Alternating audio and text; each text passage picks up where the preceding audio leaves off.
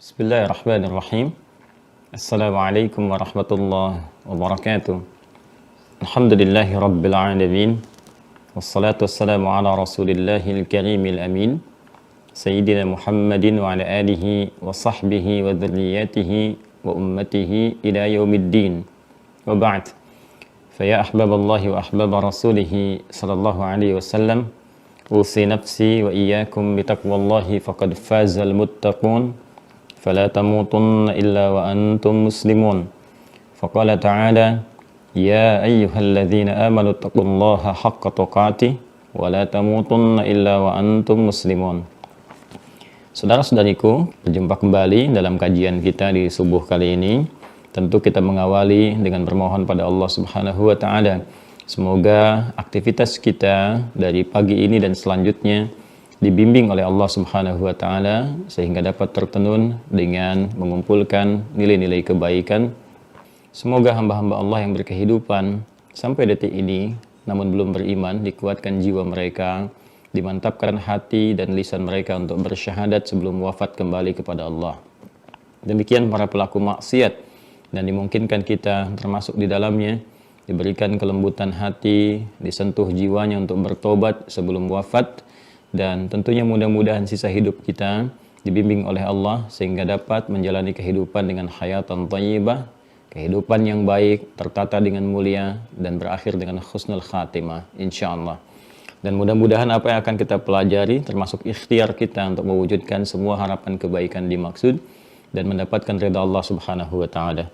Mari kita memulai dan melanjutkan kajian kita dengan bermohon juga kepada Allah sehingga dibimbing apa yang akan kita pelajari, dipahamkan dengan baik dan diberikan kekuatan untuk mengamalkan apa yang telah kita pahami itu. Allahumma faqihna fid din wa 'allimna ta'wil, Rabbana zidna ilma warzuqna fahma. Bismillahirrahmanirrahim. Di pertemuan yang lalu kita telah menyelesaikan pembahasan tentang nama-nama Allah Subhanahu wa taala yang mulia yang dibentangkan kepada kita untuk memanggilnya, berinteraksi dengan ibadah kepada Allah sekaligus melahirkan pahala-pahala kebaikan, yaitu nama-nama yang terkait dengan sifat-sifat cinta dan rahmat Allah Subhanahu wa taala yang terkandung dalam Al-Asma Al-Husna. Kita telah membahas bahwa Al-Asma Al-Husna yang disampaikan kepada kita setidaknya berjumlah kurang lebih 99 itu terbagi atau terklasifikasikan pada 8 bagian sekaligus juga tingkatan-tingkatan yang terkait dengan nama-nama dan sifat-sifat mulia dimaksud. Kita telah sampai pada bahasan yang ketiga di antara 8 klasifikasi itu. Setelah kita selesaikan asma'un muta'alliqah bidzatihi ta'ala, nama-nama yang terkait dengan zat Allah. Kemudian asma'un muta'alliqah bitakwin, nama-nama yang terkait dengan proses penciptaan dan pembentukan. Kemudian asma'un muta'alliqah bisifatayil hubbi wa rahmah, nama-nama yang terkait dengan dua sifat yaitu cinta dan kedalaman kasih. Kita telah sampaikan bagaimana cara berinteraksi dengan menggunakan nama-nama dimaksud sesuai dengan kebutuhan yang kita tengah hadapi. Sekarang kita akan masuk pada nama yang keempat sebagai penguatan keimanan kita sekaligus praktek amalan kita. Saya akan mencoba cepat seperti apa yang saya sampaikan di pertemuan yang lalu sehingga materi-materi bisa tersampaikan secara lebih terfokus ya, dan esensinya kita dapatkan dengan lebih banyak. Baik, bismillahirrahmanirrahim. 4. Rabi'an atau rabi' asma'un muta'alliqah bi'uzmatillahi wa jalalih, ya. Nama-nama yang terkait dengan keagungan Allah Subhanahu wa taala. Saya ulangi, nama-nama yang terkait dengan keagungan Allah Subhanahu wa taala dan kebesarannya. Ya, wahia dan nama-nama dimaksud adalah sebagai berikut. Perhatikan, kita baca Al-Azim, satu, Al-Azim. Yang kedua, Al-Aziz, kan? Yang ketiga, Al-Ali, kan? Yang keempat, Al-Muta'ali. Yang kelima, Al-Qawi. Yang keenam, Al-Qahhar. 7. Al-Jabbar. Selanjutnya 8. Al-Mutakabbir. 9. Al-Kabir. 10. Al-Karim. 11. Al-Hamid. 12. Al-Majid. 13. Al-Matin. Selanjutnya Al-Zahir. 15 Dzul Jalali wal Ikram. Saya ulang ya. Al-Azim, Al-Aziz, Al-Ali, Al-Muta'ali, Al-Qawi, Al-Qahhar, Al-Jabbar, Al-Mutakabbir, Al-Kabir, Al-Karim, Al-Hamid, Al-Majid, Al-Matin, Al-Zahir, Dzul Jalali wal Ikram. Jelas ya? Baik. Sekarang kita coba akan tampilkan dulu teman-teman sekalian pendalaman makna yang dimaksudkan sehingga nanti kita bisa menempatkan sesuai dengan makna-makna yang terkait dengan kebutuhan-kebutuhan atau persoalan-persoalan yang kita alami. Baik, di sini asmaul muta'alliqah bi 'azmatihi ta'ala wa jalalih, ya. Nama-nama yang terkait dengan keagungan, ya. Ada nama-nama yang terkait dengan al-'azmah, ya, wal jalal.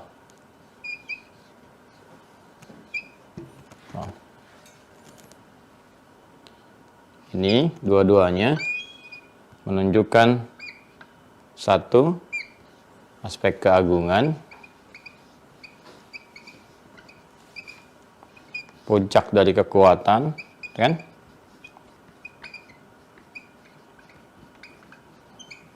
Segala yang terkait dengan kebesaran, ya, dengan kebesaran, ya, kemegahan dan turunan-turunan lainnya, ya. Jadi semua aspek-aspek yang terkait dengan keagungan, puncak kekuatan yang maha segalanya, gitu kan, hal yang terkait dengan kebesaran dan lain-lain sebagainya. Nah, ini terwakili nanti nama-namanya terkait dengan sifat azmah wal jalal. Ini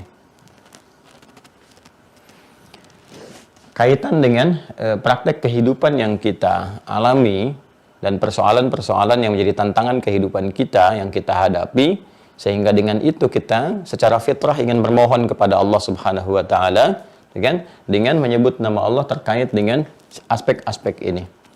Ya, apa di antara turunannya? Misal, ya, kalau kita melihat keagungan, dengan kekuatan, segala kebesaran, tentu kan ini terkait erat dengan aspek perlindungan, kan? Perlindungan. Perlindungan.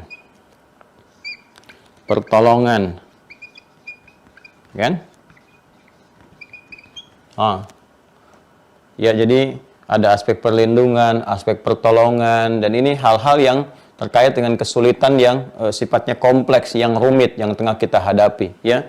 Kemudian misalnya kemudahan atau kebebasan dari tekanan-tekanan, gitu kan, ya, dan sebagainya. Nanti hal yang terkait termasuk dengan fisikal, ya. Misalnya nanti ada menghadapi tindak kezaliman tertentu, gitu kan, menghadapi tindakan-tindakan kekerasan tertentu dan sebagainya. Terus kita ingin bermohon kepada Allah untuk dilepaskan dari segala itu, ya. Sementara nanti hal-hal yang terkait dengan ini semua di luar batas kemampuan kita yang kita rasakan. Ini secara logika nggak mungkin, gitu kan. Nah, secara rasionalitas ini rasanya sulit dilakukan, ya. Maka dalam kondisi-kondisi seperti itulah kemudian secara fitrah kita akan terdorong untuk meminta tolong, meminta bantuan, ya. Dan kalau ini normal dalam kehidupan sehari-hari, kalau kita nggak mampu kan kita minta tolong, ya. Dan puncak segalanya kita memohon kepada yang maha mampu, ya, yang tidak ada mustahil baginya sedikit pun, satu apapun, karena dia yang maha kuat, dia yang maha agung, dia yang maha besar dan sebagainya. Baik, ya. Nah, nanti aspek ini akan kita bagi kepada dua bagian, ya. Hal-hal yang kita alami dalam kehidupan itu kan nggak lepas dari ujian, ya. Ujian ini nanti ada yang terkorelasi juga, ya, dengan praktek-praktek kehidupan yang mau tidak mau memaksa kita memohon kepada Allah dan untuk memilih nama-nama yang terbaik yang kita bisa munculkan terkait dengan kebutuhan kita. Nah, di ujian ini nanti sifatnya teman-teman sekalian ada tantangan-tantangan. Yang pertama hadir dalam diri kita sendiri, ya. Diri kita sendiri yang salah memfungsikan sifat fujur. Ini sudah saya terangkan di awal, ya, karena itu akan selalu terbawa dalam setiap pembahasan kita. Jadi saya sarankan kepada yang baru bergabung, tolong dilihat dari video awal sehingga terkorelasi sampai dengan ke pembahasan sekarang. Jadi tidak bertanya lagi apa itu fujur, apa itu ini, apa itu ya. Nah, jadi lihat yang sebelumnya sehingga terkesinambungkan ya sampai dengan pembahasan kita yang kini. Di review ya. Baik. Nah, ini konsepsi dari sifat fujur seharusnya kan dia menjadi katalis bagi sifat takwa, ya kan? Nah, ini seperti ini. Difungsikan untuk menjadi katalis ke sini. Ini sifat-sifat kebaikan ya, kemudian katalisatornya ada di sini. Jadi kalau di sini ada seperti saya sampaikan sabar misalnya kan, jujur, rendah hati dan sebagainya. Di sini ada marah yang berlebihan. Di sini kemudian ada dusta, dan ada sombong, ada ria dan seterusnya. Ya, saya pernah sampaikan sombong diciptakan bukan ingin menjadikan diri kita menjadi pribadi yang sombong, tapi untuk melatih ya sifat-sifat rendah hati supaya muncul. Dusta diciptakan bukan ingin menjadikan manusia pendusta, tapi supaya sifat jujur itu muncul. Seperti marah diciptakan bukan ingin menjadikan kita pemarah, supaya kesabaran itu terlatih, sehingga melahirkan kualitas dalam kehidupan, mudah menjalani setiap tantangan. Jadi kalau sifat-sifat yang baik ini sudah terukur ya teman-teman sekalian, kemudian selain itu terlatih, sehingga muncul, terbiasa dengan tempaan-tempaan, itu apapun yang dialami semua ringan saja. Ya, semua ringan, tinggal nanti puncaknya pada dua bagian, antara syukur dan sabar, gitu kan? Ketika mendapatkan nikmat gak berlebihan, kita bersyukur. Makanya nanti ada Dzul Jalali wal Ikram di surah Ar-Rahman itu kan syukur-syukur terus tuh. Fabi ayyi ala'i rabbikuma tukadziban, fabi ayyi ala'i rabbikuma tukadziban. Tapi di ujungnya ditutup dengan apa? Tabarakta ya Dzul Jalali wal Ikram, gitu kan?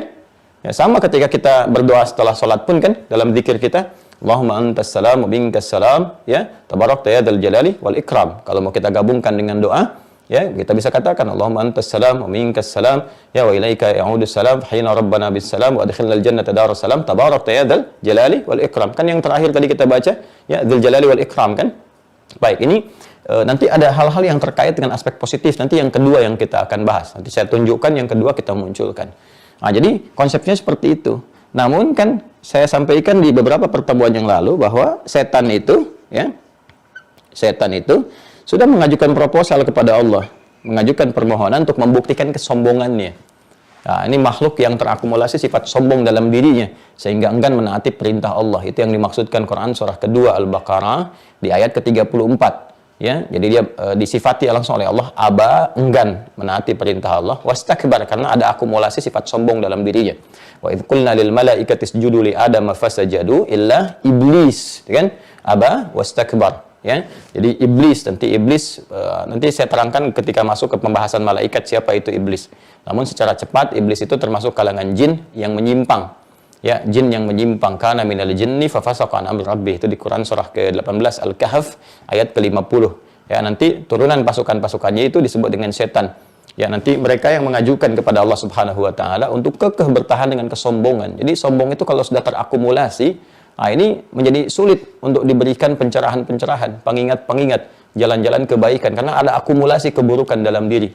Makanya semua yang diangkat itu, semua yang diterima pun itu tertanamnya ke nafsu. Ya, ke kedalamannya. Ini yang diprovokasi ini.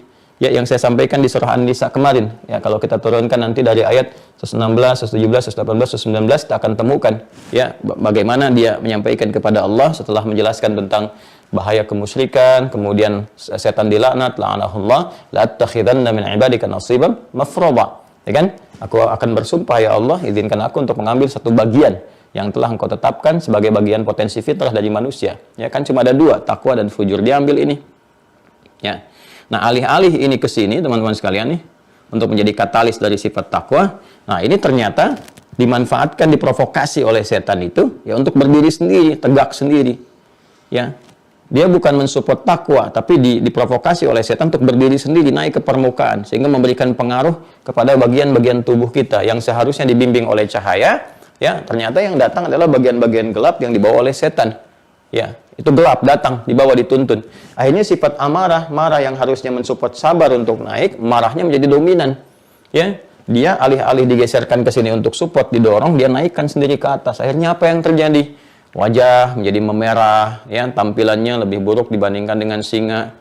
Singa aja masih senang orang ngelihat di kebun binatang gitu kan. Nah, ini lihat orang marah berlebihan lebih daripada singa, orang bisa ketakutan. Ya, anak-anak melihat singa malah senang-senang. Kok lihat bapaknya marah-marah bisa lari, bisa nangis gitu kan. Ini kan artinya ada wajah yang seharusnya tidak sesuai gitu. Kemudian tangan bisa memukul, kaki menendang, tampilan kasar, mulut meracau dan sebagainya. Ini dari sini sumbernya. Masuk. Nah, ini kan dahsyat karena nggak nampak. Dan dia halus sekali. Ya, halus sekali. Sesuatu yang halus dibisikkan sampai kita kadang-kadang tidak menyadarinya. Kalau nggak kuat, ya, nggak kuat sinyal takwa kita, cahaya kita nggak terlampau terang, sehingga tidak menutupi kegelapan-kegelapan yang dibawa oleh setan itu. Nah, yang jadi persoalan halus, gitu kan? Halus dalam, sesuatu yang halus, yang dalam, yang diresapkan itu disebut dengan was-was namanya. Was-was, was-was yuwaswisu. Was-was, kan? Makanya di surah An-Nas itu kan kita berlindung kan kepada Allah, ya, dengan diturunkan surah 114 ada kalimat was-was di situ. Ya, qul a'udzu birabbin nas, malikin nas, ilahin nas, min syarril waswasil khannas. Itu kan waswasa yuwaswisu min syarril waswasil waswas, ya, khannas. Da alif jadi sini kalau kita ingin masukkan ke isim atau ke masdarnya. Ya, dari syarri ini kan disebutkan yang terburuk gitu. Syarri itu sesuatu yang sangat buruk. Min syarril waswasil khannas, sesuatu yang sangat buruk. Jadi memang yang dibisikkan setan nggak ada baik-baiknya. Ya, nggak ada baik-baiknya, semuanya buruk. Ya, meskipun awalnya kelihatan baik, kesannya tetap buruk. Ya, ayo gitu kan ke masjid, sekali-kali sodako, tunjukkan pada orang gitu kan. Datang Anda bawa uang misalnya ya $100.000 ya untuk sedekah ke masjid, jarang-jarang itu kan datang ke situ, tapi ke DKM sampaikan. Orang-orang kan belum tentu tahu Anda dari dulu itu sebetulnya orang baik. Umumkan, itu semua dari Anda, atasi semua oleh Anda. Kalau bisa di-live-kan sehingga se-Indonesia dan sedunia tahu. Nah, itu kan ujungnya itu halus tuh, tapi begitu disampaikan habis amalan semua. Ya, lalu setan bisikan lagi ke yang lainnya. Tuh, ini memang orang ria nih, baru datang sekali Jombang aja udah pengen pamer. Bisa Anda bayangkan nggak? Jadi ini walaupun dia menunjukkan kepada jalan yang terlihat baik, tetap racunnya itu kuat di dalamnya. Ya, makanya Nabi pernah kan memberikan penyampaian melalui kejadian yang menimpa Abu Hurairah itu, ya, terkait dengan ayat kursi itu, ya kan? Karena Nabi mengatakan, walaupun apa yang disampaikannya benar, tetap dia salah gitu. Dan memang jalan-jalan yang dibangun oleh ini semua jalan keburukan, ya, jalan-jalan kesesatan, sehingga disebut dengan syaitan. Dari kata syatana, sesuatu yang menjauhkan dari segala hal yang baik, dari segala yang mengandung rahmat, ya kan? Sesuatu yang terlempar dari segala kemuliaan, syatana. Ya, jika melekat menjadi sifat dan diteruskan, ya, diinfiltrasikan pada setiap objek, mau itu benda hidup, ya, ataupun benda mati, makhluk hidup seperti kita, ataupun yang mati, misalnya seperti televisi, handphone, dan sebagainya. Yang penting gimana caranya, hamba-hamba Allah, anak cucu Adam, jauh dari rahmat Allah, jauh dari perintahnya, dekat kepada larangannya. Ya kan? Nah, ini dimasukkan. Ini yang paling berbahaya. Ya, karena ini nggak nampak, teman-teman sekalian, nggak terlihat oleh kita, tapi meresapkan ke dalam jiwa. Terasa pasti oleh kita. Coba aja kalau nggak percaya, dorongan-dorongan itu pasti muncul. Ya, baik itu saat ada waktu-waktu ibadah secara ritual, adzan berkumandang Allahu Akbar, Allahu Akbar. Betul, saat dengar adzan itu kita simak. Tapi setelah itu kan tiba-tiba ada bisikan dalam jiwa, baru adzan belum qomat. Ya, di masjid juga masih sekian menit lagi. Ada kan itu? Ya, dan setiap hari kita bergulat dengan itu semua. Ini karena ini tiap waktu nih. Musuh-musuh yang tampak secara fisikal misalnya dalam tanda petik ya, kalaupun itu terlihat misalnya ada dan sebagainya, itu bisa waspadanya mudah, terlihat, terlacak ya, bisa dipelajari dan sebagainya. Tapi ini terornya setan ini lebih dahsyat karena 24 jam mengintai. Ya, dalam tidur aja dia datang kok. Itu mimpi-mimpi buruk kan, kata Nabi kan dari setan, ya kan? Dan kita berdoa kepada Allah, bermohon kepada Allah yang ya tidak pernah tidur, tidak pernah mengantuk. Ya, untuk bisa menguasai segala hal ini, ya kan? Maka kita bermohon di Quran surah ke-2 Al-Baqarah ayat 255, ya kan? Allahu la ilaha illa huwa. Tuh, kita mintanya dengan apa? Ya, dengan Asmaul Husna. Ya kan sifat pertama sifat yang berkait dengan zatnya Allah. Masih ingat gak yang tertingginya itu? Ya, Ismullahil A'zam yang kita pelajari pada bagian klasifikasi pertama. Nama Allah yang pertama yang saat dimintakan kepadanya sulit untuk ditolak kalau permohonan kita disampaikan dengan cara yang benar. Ya, Allahu la ilaha illa huwa al-hayyu al-qayyum. Ya kan? Allahu la ilaha illa huwa al-hayyu al-qayyum. Coba lihat kan kita sudah pelajari kemarin tuh. Jadi kalau kita memintanya dengan cara yang benar, ya, dengan Asmaul Husna, dengan cara yang benar, nama yang terdahsyat, yang tertinggi, datang gitu. Ya, la ta'khudhu sinatun wala naum. Itu sifat-sifat Allah Subhanahu wa taala. Nah, kenapa itu dipanjatkan kepada Allah, dimohonkan kepada Allah dengan kedahsyatannya? Karena kita sedang berhadapan dengan ya satu musuh yang paling dahsyat, 24 jam mengintai, dan dia mengaktifkan satu sinyal dalam tubuh kita, potensi yang seharusnya menjadi katalis, mensupport kebaikan, diarahkan berdiri sendiri untuk menghadirkan keburukan, sehingga dia melewati jalur nafas. Di nafas ini yang kita sebut dengan nafsu. Ya, nafas. Awalnya kan netral, ada takwa, ada fujur. Tapi kalau ini dijadikan mandiri, ya, waqad khaba man dassaha, itu kan di surat Asy-Syams itu, kan? Waqad khaba man dassaha, maka akan nestapa, terhina orang-orang yang kemudian menepikan fungsi ini yang tadinya mensupport takwa, jadikan berdiri sendiri, mengikuti provokasi setan. Naik ini melewati jalur nafas, maka ini sering disebut dengan nafsu. Ya, maka diperintahkan ini untuk mengeluarkan segala yang buruk. Segala yang buruk, sesuatu yang buruk disebut dengan su namanya, jamaknya sayyi'at. Ya, ini yang dimaksudkan Quran surah ke-12 Yusuf ayat 53.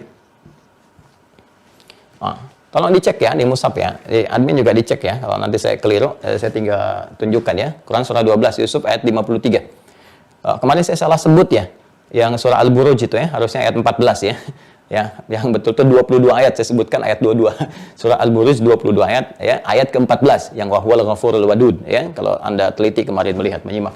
Ini Quran surah 12 Yusuf ayat 53. Wa ma ubardi'u nafsi. Paling kiri sebelah atas. Wa ma ubardi'u nafsi. Innan nafsa ini la ammaratun bis-su. Ada ayatnya? Illa ma rahima rabbi. Kan? Lihat ya. Dan kita tidak bisa menyebut diri kita suci. Ya, aku nggak bisa menetapkan diriku orang suci. Kenapa? Karena dalam diri kita itu ada potensi nafsu. Nafsu yang dimaksudkan dari sini nih, yang dikelola, diprovokasi oleh setan di sini. Ya, baik. Innan nafsa, sungguh nafsu itu maksudnya ke sini ke fujur. La'ammaratun bis-su, ya, akan konsisten memerintahkan kepada keburukan tuh. Illa ma rahima rabbi, kecuali kan yang dirahmati oleh Allah, diberikan bimbingan, diberikan rahmat sehingga berjalan sesuai fungsi, ke sini supportnya ke takwa. Ya, dari sini nanti rahmat Allah dipancarkan, ada cahaya, nuruhum yas'a baina aydihim wa bi aymanihim. Tapi kalau di sini dia berdiri sendiri memancarkan keburukan ke sini. Ya. Sekarang pertanyaannya, bagaimana cara kita mendapatkan rahmat Allah? Kan untuk mengendalikan nafsu kita sehingga berjalan sesuai fungsi, mensupport takwa dan bisa menepikan setan. Sehingga kegelapan yang dibawa oleh setan itu, ya, kezaliman, zalim. Ya, zalim itu menempatkan sesuatu bukan pada tempatnya, itu zalim. Sedikit ya. Ini agak dalam ya, agak dalam. Saya mencoba sesistematis mungkin. Ya, zulmun, zalim itu orangnya. Zalama yazlimu, dan zulmun. Ya, orangnya disebut zalim. Ya. Korbannya disebut mazlum, zalim, ya kan? Jelas ya? Zalama itu ya sudah jadi diserap ke dalam bahasa Indonesia zalim. Ya. Kan sangat populer tuh dizalimi, dizalimi, itu dari kata ini, dari bahasa Arab tuh. Ya, zulmun itu menempatkan sesuatu bukan pada tempatnya. Itu asal pengertian bahasanya secara etimologi. Jadi secara etimologi, ya zalim itu ya orang yang menempatkan sesuatu bukan pada tempatnya. Zulmun itu keadaan atau sifatnya. Kan saya sering analogikan begini. Gelas gitu kan. Gelas itu kan digunakan untuk menampung air untuk minum. Gayung menampung air untuk mandi. Ada orang mandi pakai gelas, minum pakai gayung. Itu zalim namanya, menempatkan sesuatu bukan pada tempatnya. Kita tarik pemaknaan itu ke sini. Harusnya fungsinya fujur itu tempatnya mensupport takwa, ya kan? Tapi diprovokasi oleh setan sehingga dia tidak menjalankan tugasnya ini sesuai dengan fungsinya, bukan pada tempatnya. Alih-alih mensupport takwa, dia mengerjakan yang lainnya sehingga keluar dari tupoksinya, keluar di tempat semestinya. Ya, maka kemudian digerakkanlah oleh setan ini ya untuk mengeluarkan perintah-perintah keburukan alih-alih mensupport kepada takwa. Jadi setan ini bertugas mengalihkan semua fungsi dan tempat kebaikan yang telah ditetapkan bergeser menjadi nilai-nilai keburukan. Yang harusnya menjadi cahaya, ini kan takwa bawa cahaya. Nur, kita kan cahaya iman, dibimbing seperti saya sampaikan. Bahasa Qur'annya kan nuruhum yas'a baina aydihim wa bi aymanihim ya. Harusnya kan dia bawa cahaya nih. Ya, mensupport supaya cahaya itu keluar. Ya. Nur. Kan? Kemudian apa yang terjadi? Setan membawa ini, alih-alih menghidupkan cahaya, gitu kan? Disupportkan membawa sesuatu yang buruk. Ya, lawan dari ini. Ya, lawan dari cahaya kan gelap. Kan? Gelap. Jadi diarahkan membawa nilai-nilai kegelapan. Makanya kalau orang berbuat yang buruk itu gelap. Kan kita katakan orang itu gelap hati tuh, ya kan? Ya, gelap hati lebih buruk dibandingkan dengan gelap mata. Sebetulnya itu kalimat fitrah, makna-makna yang ada dari sini. Ya. Nah, itu terus dilakukan banyak 24 jam sehingga ini menjadi jamak. Zulmun jamaknya zulumat. Ya, zulumat. membawa kegelapan-kegelapan, memprovokasi pada keburukan-keburukan, menyalahkan tempat pada fungsi yang semestinya, itu kan didorong untuk berbuat buruk. Ayo tuh, ya bikin hoax, hina orang, ya bikin gibah, lisannya bicara, matanya menatap yang buruk, tatap ini, dengar itu, langkah kepada maksiat. Ini dari sini, sehingga terakumulasi zulumin jadi zulumat, ya kan? Cahayanya nggak muncul. Nah, kita harus minta perlindungan kepada Allah. Supaya apa? Supaya kita itu dilepaskan dari provokasi yang menghadirkan zulumat dan berarah kepada cahaya nur. Makanya Al-Quran memberikan jalan minaz zulumati ilan nur, yukhrijuhum minaz zulumati ilan nur, ya kan? Dan kita kembalikan semua minta kepada Allah, karena Allah dan nurun ala nur, ya, pemberi cahaya di atas tingkat yang tinggi. Maka ketika kita bersandar, memohon, menjadikan Allah ya sebagai penolong kita, menjadikan Allah sebagai yang terdekat untuk melindungi kita, ya, menolong, melindungi, memberkahi, mengayomi, itu kalau dikumpulkan secara cepat namanya wali. Wali, ya kan? Makanya kan ada wali murid, ya kan? Wali bagi anak. Kenapa? Karena orang tua disebut wali, wali nikah karena sebelumnya dia melindungi, mengayomi, mengarahkan dan sebagainya. Guru disebut wali murid. Kenapa? Karena guru-guru itu mengayomi, ya kan? Memberikan perhatian, melihat perkembangan dan sebagainya. Dan puncak semuanya itu, puncak semua sifat-sifat tadi kembali kepada Allah. Makanya Allah menyebut dirinya wali. Ya, puncak segala wali tertinggi dengan sifat-sifat yang tidak ada yang menyerupainya. Laisa kamitslihi syai'. Perlindungan yang sempurna, perhatian yang sempurna, ya, kebaikan-kebaikan yang sempurna. Maka turun Quran surah ke-2 Al-Baqarah ayat 257. Perhatikan baik-baik. Ya, Quran surah 2 ayat 257. Paling kanan, ya, sebelah atas. Itu terletak setelah ayat kursi itu. Ya, 255, 256, 257. Ya. Nanti ini ada hikmahnya urutan-urutan ini, ya. Perhatikan baik-baik. Allahu waliyyul ladzina amanu yukhrijuhum minadh dhulumati ilan nur. Ayatnya, Allahu waliyyul ladzina amanu, sungguh Allah akan menjadi wali, pelindung di situ maksudnya, ya. Pelindung, pemerhati, pengayom, pemberi kekuatan pada siapa? Orang-orang beriman. Di mana letak iman itu? Dalam qalbunya. Di mana? Di jiwa takwanya, di sini. Yukhrijuhum minadh dhulumati ilan nur, akan mengeluarkan mereka, membebaskan mereka minadh dhulumat ini, dari provokasi-provokasi setan, membawa kegelapan, ilan nur, kepada bimbingan cahaya. Ya. Lawan dari iman apa? Kufur. Pelakunya kafar, jamaknya kafaru. Walladzina kafaru awliya'uhumut taghut yukhrijunahum minan nuri ila dhulumat. Ya, taghut itu sifat isim fa'il dari sifat dari keadaan tagha. Tagha itu penyimpangan-penyimpangan. Bila melekat pada satu objek tertentu sehingga menjadi subjek pelaku, jadi taghin, jamaknya disebut dengan taghut. Dan puncak taghut yang terbesar itu provokasi setan, karena dia menyimpangkan. Taghut itu kan menyimpang dari keadaan yang benar. Ya, Fir'aun itu ketika menjabat punya kedudukan, dia menyelewengkan kedudukannya sehingga bertindak zalim ini. Ya, menyimpang dari kedudukan. Maka disebut idhab ila fir'auna innahu tagha.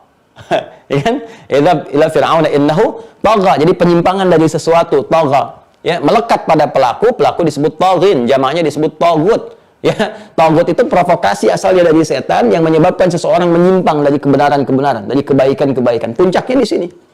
Ya. Apa yang dikerjakan di situ? Mengeluarkan mereka dari cahaya kepada ini. Jadi setan fungsinya ini, melepaskan manusia dari sini yang memunculkan zulumat. Kita mesti mohon pada Allah, minta perlindungan. Ya, caranya bagaimana? Ya, ini salah satunya. Kita berdoa, sebut namanya. Sebut namanya. Karena itu kita ingin menghadirkan satu sifat yang tertinggi, yang terdahsyat, karena ini 24 jam berpotensi memengaruhi setiap titik kehidupan kita, nafas kehidupan kita. Maka kita pun mohon kepada Allah, minta. Dan dilatih ini paling sedikit 5 kali dalam sehari lewat sholat kita ketika terhubung dengan Allah. Ya, apa diantara yang kita mohonkan? Ya ini, nama-nama keagungan ini. Al-Uzma. Ya, Al-Uzma, nama Allah yang terkait dengan uzma, keagungan, kekuatan, segala yang terkait dengan kebesaran, segala hal yang maha segalanya. Ya, kalau sudah ini muncul, yang lain habis semua. Ya, maka kita keluarkan di antara namanya Al-Azim. Al-Aliyul Azim. Oh. Ya. Baik. Anda kalau meminta perlindungan kepada Allah, gitu kan? Ya kan? Ya. Dari godaan setan nih, provokasi setan yang terlempar, ya, yang terlempar dari rahmat-rahmat Allah, ya, dilempar jauh sehingga dalam bahasa mudah dipahami terkutuk gitu kan. Terkutuk itu kan terlempar dari kebaikan sehingga yang ada itu buruk semua. Itu dalam bahasa Arab disebut dengan rajim. Rajim bermakna marjum. Ya. Kan Anda bacakan apa? A'udzubillah minasyaitonir rajim. Ya? Ya, a'udzubillahi minasyaitonir rajim. Kita bacakan untuk memohon kepada Allah supaya dengan kita dilindungi dari keburukan-keburukan yang dihadirkan oleh setan, ya kan? Nah, ini yang terlempar dari keburukan-keburukan. Maka kita meminta dengan nama keagungannya. Al-Azim, Al-Ali, Al-Muta'alli, Al-Muta'ali, dan turunan-turunan yang lain tadi yang kita sebutkan. Ya, so kita katakan ya Allah ya Al-Azim, gitu kan? Ya Allah ya Al-Azim, ya Allah ya Al-Azim, ya Allah ya Al-Azim. Nah, ini. Ya, kita bisa hadirkan ini untuk memohon kepada Allah supaya dihadirkan kekuatan-kekuatan untuk mengendalikan keadaan nafsu kita. Kita bisa gunakan ini. Ya. Atau kita katakan misalnya seperti nama-nama yang dibentangkan di sini yang ditampilkan. Ya. Ini yang pertama menggunakan kata azim karena yang terkait dengan kata uzmah langsung. Uzmah itu keagungan, sifat Allah yang terkait dengan segala keagungan mencakup segalanya, kebesaran dan kekuatan. Nah, ini yang pertama kita keluarkan dari dua hal yang kita hadapi adalah provokasi setan yang 24 jam mengintai, itu menggerakkan nafsu. Kalau kita bisa kelola dengan baik, semua hal yang terkait dengan kehidupan kita bisa kemudian respon dengan cara-cara yang mulia. Tapi kalau nggak mampu mengendalikan itu jadi persoalan. Maka kita mohon kepada Allah. Allahumma ya Allah innaka antal azim. Allahumma ya azim. Allahumma la ilaha illa anta ya Allah subhanaka inni kuntu minadh dhalimin. Kan? Allahumma ya arhamar rahimin. Allahumma ya waliyul ladzina amanu ya akhrijna minadh dhulumati ilan nur. Ya Allah, wahai wali bagi setiap orang-orang beriman. Ya Allah, dengan segala kebesaran-Mu, ya Allah, dengan segala keagungan-Mu, ya arhamar rahimin, anugerahkan cahaya ke dalam jiwa hamba ya Allah. Bebaskan hamba dari provokasi-provokasi setan, jauhkan hamba dari keburukan-keburukan sifat dan sikap. Minta. Ya, boleh kok kita panggil dengan panggilan ini, tapi harus ada dasar iman dalam jiwa. Karena kalimat ini dipancarkan dari keimanan. Waliyul ladzina amanu. Jadi kalau kita memohon dengan ketulusan jiwa kita, kebenaran hati kita, dan minta ini saat ada godaan-godaan itu. Minta dengan segala keagungannya. Nah, ini kalau mengalami gejolak-gejolak tadi, ya baik itu terkait dengan ibadah, misal saat kita sedang sudah ada panggilan, sholat dan sebagainya, kok hati kita ini kontrolnya belum stabil nih. Masih ada yang lihat sinetron, itu kan? Ya, masih ada misalnya yang sibuk dengan pekerjaan, padahal mudah bagi Allah mewafatkan dia saat sedang beraktivitas itu. Pekerjaan yang tidak ditoleransi oleh syariat untuk tertunda. Ya, kalau ditoleransi bisa diteruskan dan itu ada solusinya, selalu ada solusinya. Ya, baik. Ini hal yang kita bisa hadirkan. Al-Aziz, ya Al-Ali, Al-Muta'ali, Al-Qawi, Al-Qahar dan turunan yang lainnya. Jadi ini puncaknya nanti kita bisa sebutkan dengan ini kata azim di sini, ya Al-Azim, Al-Aziz dan hal-hal yang lain yang kita bisa hadirkan. Ini yang pertama. Jadi nanti kalau sedang ada gejolak, menghadapi godaan-godaan, kegelisahan-kegelisahan, susah tidur, ya susah tidur, itu boleh. Anda mohon kepada Allah. Kan yang ganggu setan itu, ya bukan sekedar kita lelah dan sebagainya atau misalnya pusing urusan-urusan kehidupan, nanti ada zikir-zikir yang lain untuk menenangkan hati. Di antara yang terbaik adalah Al-Quran. Ya kalau sedang pusing, pekerjaan misalnya macam-macam pikiran, dengan yang sekiranya ada rumit dengan pekerjaan dunia tertentu, misalnya sulit tidur dan sebagainya, Anda bisa berwudu, kemudian setelah itu sholat, setelah itu baca Quran. Baca Quran aja. Ya baca Quran. Terus gitu ya, nggak pusing aja baca Quran, ngantuk kok. Karena setannya datang, nggak pusing aja ngantuk gitu kan. Setannya hadir di situ karena ini ada provokasi. Baca. Ya sama kalau kita sedang gelisah, sulit atau anak-anak misalnya, ya kadang anak-anak sulit tidur atau bagaimana gitu. Nah itu sudah suruh berbaring, meremkan dulu, ya, pokoknya tutup matanya, kita pegang kepalanya, kan bacakan ayat-ayat yang terkait dengan keagungan Allah, kedahsyatan Allah yang mengandung makna-makna tadi. Misalnya ayat kursi, kan?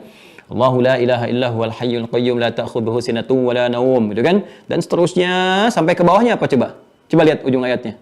Wa huwal aliyyul azim. Coba lihat deh ayat kursinya. Kan? Coba lihat ayat kursinya. Kan ditutup dengan kata ini Al-Asmaul Husna. Jadi semua yang dibentangkan di awal itu menunjukkan keagungannya. Ya, jelas ya? Jadi ketika kita mohonkan kepada Allah, bisa langsung sebut namanya. Ya, saya nggak hafal Ustadz ayat kursinya gitu kan. Kalau ada setannya, saya memang lempar dengan kursinya sekalian aja gitu. Ya, nggak demikian juga. Jadi Anda bisa bacakan langsung dengan namanya. Saya belum hafal, buka mushaf sambil baca.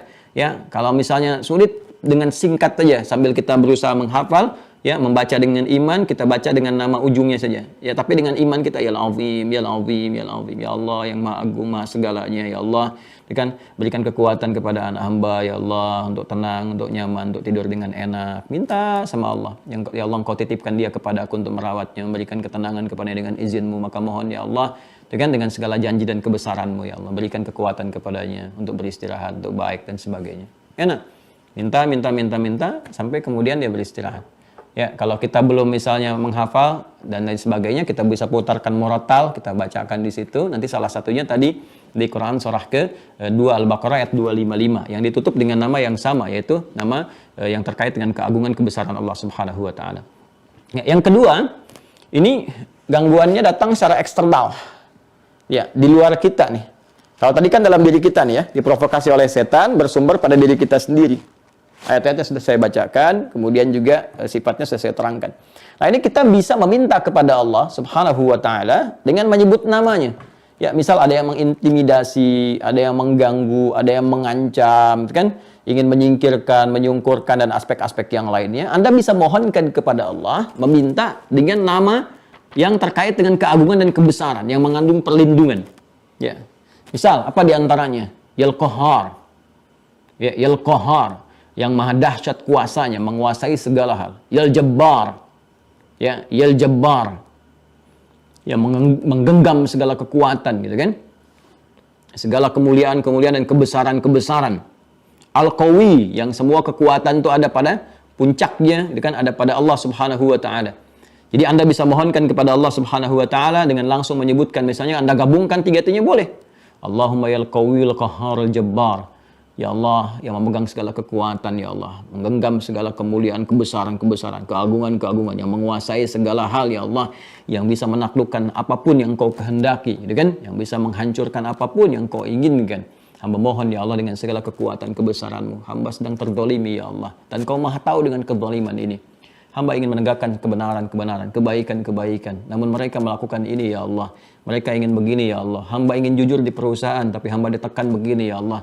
Hamba ingin jujur di pekerjaan ya Allah, tapi hamba kemudian diganggu begini ya Allah. Dan hamba nggak punya kuasa melebihi batas yang bisa hamba kemudian lakukan ya. Anda bisa mohon kepada Allah dengan kalimat-kalimat kita, sebut nama Allah. Allahumma yal qahhar, yal jabbar, yal qawi, kan? Minta, terus zikirkan sampai ada kelapangan di jiwa kita. Ya, jadi bukan sekali minta, enggak. Sampai iman kita itu ada getaran di jiwa, kita merasakan ketenangan. Ya, makanya kita dilatih 33 itu bukan formalitas menyebutkan 33 pasca sholat. Subhanallah, subhanallah, subhanallah. Bukan begitu caranya. 33 itu gambaran, ya, gambaran jumlah tertentu yang diharapkan dengan jumlah itu memberikan getaran kepada jiwa sehingga muncul rasa, ada feel dalam hati kita. Jadi bukan sekedar subhanallah, subhanallah, subhanallah, subhanallah, subhanallah, subhanallah, alhamdulillah, alhamdulillah. Tidak. Yang dimaksud itu getaran. Ya, makanya setiap orang-orang itu bisa berbeda gitu. Karena itu ulama-ulama kita yang dulu-dulu itu, ya Masya Allah itu ya, yang luar biasa keilmuannya, ketakwaannya, keimanannya. Itu kan nggak banyak menerangkan sesuatu. Ada pelaku maksiat datang, ya, dia minta dibimbing untuk tobat, dibimbing caranya, diluruskan, terus disuruh zikir tuh. Nah, kamu baca ya 500 kali, kamu baca 700 kali. Itu maksudnya apa? Untuk memberikan feel ke dalam jiwanya. Nggak sama dengan setiap orang. Mungkin satu orang cuma butuh 2 kali, 3 kali, 4 kali, udah kebiasaan. Yang paling standar 33 kali dilatih pasca sholat, dikalikan 5 kali dalam sehari. Itu untuk menghadirkan ketenangan pada jiwa. Ada dampak nggak? Makanya nggak boleh sekedar kita baca. Yang dimaksud nggak boleh ini maksudnya bukan berarti terlarang, tidak. Tapi supaya manfaatnya ada. Ya, Anda silahkan saja kalau mau baca juga. Subhanallah, alhamdulillah, Allahu Akbar. Ya, dapat pahala, alhamdulillah. Tapi feedback untuk kebutuhan kehidupan kita nggak merasakan itu. Makanya dibacakan sampai jiwa kita tuh merasa ada getaran, ketenangan. Ya, sampai ada ketenangan dalam jiwa kita. Allahumma yal jabbar, yal qahhar, yal qawi. Allahumma yal qawi, yal qawi, yal qawi. Tuh, sampai kita merasakan ada nyaman, baru minta tuh. Ya. Nah, itu yang dimaksudkan. Ya, kitanya minta, kita masih gelisah, belum yakin, belum tenang minta. Ya, sama aja Anda mau minta pada misalnya kolega kita, orang tua kita, atau misalnya pimpinan kita minta sesuatu tapi nggak serius, nggak berasal dari jiwa. Ya, cuma nyantai begitu saja gitu kan, tidak mendapatkan tanggapan yang serius juga. Ya kan? Tapi kalau kita bicara dengan sungguh-sungguh, dengan serius, ya kan? Sedangkan Allah laisa kamitslihi syai', enggak ada yang serupa dengannya. Allah Maha Perasa, Maha Lembut, Maha memperhatikan. Kalau kita betul-betul serius dengan bermohon, akan diberikan. bimbingan, tuntunan, datang ke masjid, zikir, mohon, minta. Nanti Allah kasih solusi, kasih jalan, bahkan min haitsu la yahtasib. Ya, dari sisi yang tidak kita duga. Ya. Jelas ya? Silahkan sesuai dengan fungsinya kita hadirkan. Ya. Nah, ada di luar aspek yang tadi, di luar minta perlindungan kepada Allah dari provokasi setan atau kejahatan-kejahatan yang dimintakan oleh kita kepada Allah untuk melindungi kita dari sekitaran kita. Ada yang kedua, ya, menampakkan keagungan, kebesaran Allah ini untuk mensyukuri nikmatnya. Nah, ini boleh kita gunakan nama ini. Dan ini mempercepat kembali dilimpahkannya nikmat kepada kita. Dilimpahkan lagi, limpahkan lagi, limpahkan lagi. Sekaligus membimbing kita untuk mengelolanya. Karena ada nanti hamba dilimpahkan oleh Allah nikmat, tapi nggak punya kemampuan mengelola. Bahkan ada di antara mereka yang berbuat maksiat, tapi melimpah hartanya ada. Itu konsepsinya istidraj nanti. Sanastadrijuhum min haitsu la ya'lamun. Jadi dia merasakan bertambah nikmat, tapi tak sadar sebetulnya tambahan itu bukan untuk nikmat baginya. Ya, tapi mensupport maksiatnya karena perilaku dia sendiri. Kan hukum Allah ciptakan, kalau kamu begini, nanti hasilnya begini. Dia mengerjakan itu terus, ya, sehingga ada tambahan-tambahan, terlihat bertambah seperti dia, nambah harta, tapi dia nggak merasakan manfaat. Dengan harta itu kok malah banyak maksiat. Banyak pamer, banyak ria, berbuat maksiat, banyak tipu-tipu, korupsi lagi, itu lagi. Ini menunjukkan istidraj ada di situ. Hartanya nggak berkah. Ya, orang berkah itu ya 100.000 juga manfaatnya banyak. Untuk dirinya bisa berbagi, bisa bertahan, hidupnya tenang, bisa enak gitu. Itu tanda keberkahan. Ya. Tapi ada bagian-bagian tertentu ketika kita mendapatkan satu pertambahan nilai, tambahan nikmat, ada yang materi sifatnya, ada yang keturunan, ada yang ketenangan, ada yang macam-macam, gitu kan? Nah, kemudian Allah berikan kepada kita kemampuan untuk mengelola.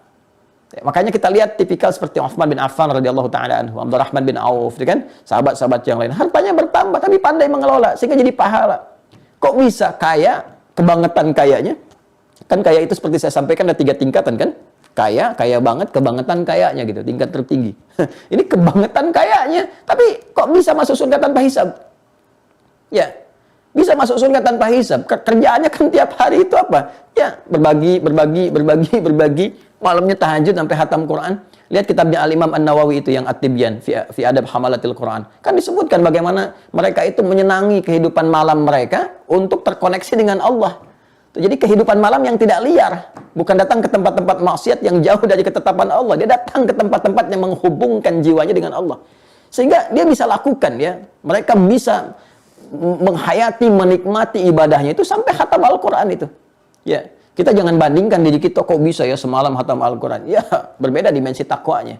Ya, gimana bacanya? Allah mudah memberikan kepada mereka keberkahan-keberkahan waktu sehingga menikmati ibadah sesuai dengan keadaan yang Allah tetapkan. Ya, kalau semua hamba sudah terhubung dengan baik kepada Allah, ya jangan dihubungkan dengan yang belum baik atau dengan yang belum maksimal. Jadi harus apple to apple. Ya, masa bandingkan Utsman bin Affan dengan Adi Hidayat, ya levelnya jauh gitu, jauh. Jadi jangan dibandingkan keadaan kita sekarang untuk menilai sesuatu yang lalu gitu ya. Jadi kecuali kalau kita naikkan nanti kita akan merasakan keberkahan di waktu. Ya, kok bisa orang tidur 5 menit aja rasanya kok sampai dengan 2 jam bisa bangun lagi, bisa tahajud lagi. Ya. Ashabul Kahf 309 tahun, tapi rasanya baru tidur kemarin gitu ya. Mudah bagi Allah memberikan keberkahan itu. Ya, kalau sudah berkah itu semuanya nikmat. Semua nyaman. Nah, ini yang saya maksudkan. Jadi begitu kita mendapati pertambahan, terus kita bisa mengelola dengan izin Allah. Ini untuk keluarga sudah ada, ini untuk infak, ini untuk ini gunakan, ini kalau harta ya. Ya, kalau kedudukan bagaimana? Ya sama. Dia dinaikkan terus oleh Allah, naik. Tapi setiap dia naik jabatan, selalu membuat kebijakan itu yang menyenangkan. Yang menenangkan, menyenangkan, berkah, bermanfaat, baik. Kan jarang-jarang tuh yang begitu. Ya. Apa doanya? Ya kita bisa baca ini. Ya. Apa diantaranya? Ya kita mohonkan kepada Allah. Ya Aliyul Muta'ali. Ya Dzal Jalali wal Ikram. Coba lihat di Al-Quran. Kalau kita temukan kata-kata misalnya Aliyul Kabir. Kan? Ya. Kemudian apalagi misalnya Dzal Jalali wal Ikram. Apalagi puncaknya Dzal Jalali wal Ikram. Dzal Jalal wal Ikram. Jalal yang memiliki keagungan, ikram, memiliki kemuliaan, pemberian yang sangat mulia, gitu kan? Ya Allah, dengan keagunganmu, Engkau memberikan kemuliaan kepada hambamu, ya Allah, memberikan tambahan-tambahan nikmat. Namun mohon, ya Allah, dengan segala keagungan dan kemuliaan yang melekat pada dirimu, ya Allah, pada zatmu. Ya Allah, mohon dengan semua kebesaran dan keagungan itu, kemuliaan itu, berikan hamba kekuatan untuk mampu mensyukuri nikmatmu dengan cara menggunakan semua nikmat ini sesuai dengan apa yang telah Engkau tetapkan. Tabarak ya Dzal Jalali wal Ikram. maka semua keberkahan melekat padamu ya Allah. Engkau yang punya tabarak, engkau yang memiliki keberkahan. Engkau yang menganugerahkan keberkahan. Ya Dzal Jalal, ya hai Allah yang memiliki segala keagungan, yang memberikan berkah pada setiap hamba, setiap makhluk yang kau inginkan, wal ikram, dan memuliakannya. Ya, maka kita bisa mohon kepada Allah. Misal ketika Allah titipkan kepada kita satu harta benda, ya, yang kita nilai, oh ini di atas rata-rata, cukup baik, fasilitas ada macam-macam. Biasakan zikir tadi, supaya diberi kekuatan mengelola, supaya enggak ria. Telat kalau ria, sudah ada korun duluan, hartanya lebih kaya dibandingkan kita sekarang, siapapun. Jadi kalau kaya, kemudian pengen pamer sekarang, terlambat, kejauhan, yang dulu tenggelam juga. Ya, jadi lebih baik pakai zikir. Ya Dzal Jalali wal Ikram, ya Al-Aliyul Muta'ali, kan? Ya, minta, keluarkan ini. Ya, mohon. Nah, sesuai penempatannya. Nanti kalau seperti itu dibimbing nanti, dibimbing, dan seterusnya. Ya. Kemudian Al-Aziz, kita bisa ambil beberapa ayat dalam Al-Quran untuk mempraktekkan ini, untuk mengarahkan pada kedudukan misalnya. Seperti Ali Imran. Ya, Ali Imran, Quran Surah 3, ayat 26 sampai dengan 27. Ya. Qulillahumma malikal mulki tu'til mulka man tasha' wa tanzi'ul mulka mimman tasha' wa tu'izzu man tasha'. A'azza yu'izzu, sifat Allah yang melekat pada kalimat ini atau ayat ini adalah Al-Aziz. Wa tu'izzu man tasha' wa tudhillu man tasha' biyadikal khair innaka 'ala kulli syai'in qadir. Ya. Sudah? Ini boleh nih ya para pejabat gitu kan. Ini zikirnya boleh pakai ayat ini, Ali Imran ayat 26. Ya, boleh kalau mau diteruskan sampai dengan ayat 27-nya, boleh. Ya, tulijul laila fin nahari wa tulijun nahara fil lail, dan seterusnya. Boleh Anda zikir ini. Ya. Ya, nanti kita akan diberikan oleh Allah kesadaran. Ya, jangan memaksakan sesuatu berlebihan, enggak harus menyogok untuk mendapatkan jabatan. Karena Allah sudah kasih kaidah itu dasar dalam jiwa kita. Qulillahumma malikal mulki tu'til mulka man tasha. Katakan semua kedudukan, semua jabatan itu Allah yang berkehendak untuk menetapkan.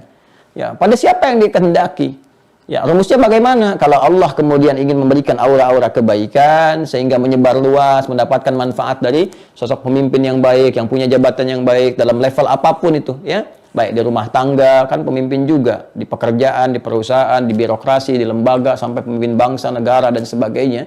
Ya, kalau Allah berkehendak nih ada kebaikan nih, kekurangannya yang ada sudah nih, tertutupi sebagian. Nanti akan diberikan ya keamanah, ketetapan, kepercayaan, nanti akan menyebar kebaikan-kebaikan nih. Tapi kalau ada keburukan yang tersembunyi ya di sekitaran kita yang kurang bagus, yang kita nggak lihat ya, kadang-kadang ditampakkan nih. Nah ini munculkan dulu satu yang memang nggak kelihatan baiknya sekaligus, atau memang nggak kelihatan baik, supaya terlihat keburukan yang lainnya tampak di sekitaran kita. Nanti akan dihadirkan sosok yang lebih baik yang menutup semua itu. Ya kadang-kadang demikian. Ya ketika Anda bermohon, ya Allah, kenapa kok si fulan ya yang jadi direkturnya? Ya Allah, kenapa si fulan yang megang jabatannya dan sebagainya? Kelihatannya kok nggak bagus. Biasanya hikmahnya Allah ingin tampakkan keburukan yang lebih besar lagi, sehingga terlihat semua, bisa dievaluasi, sehingga muncullah yang lebih baik lagi menutup semua itu. Ya, cuma kita harus berusaha menjadi yang baik itu. Ya, masuk dalam golongan yang baik itu. Sehingga penyiapan-penyiapan, kebaikan-kebaikan melekat pada jiwa kita, dimanapun level kehidupan kita.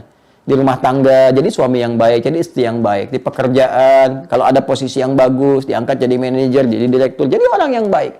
Ya, nanti Allah akan tunjukkan zikirnya yang tadi.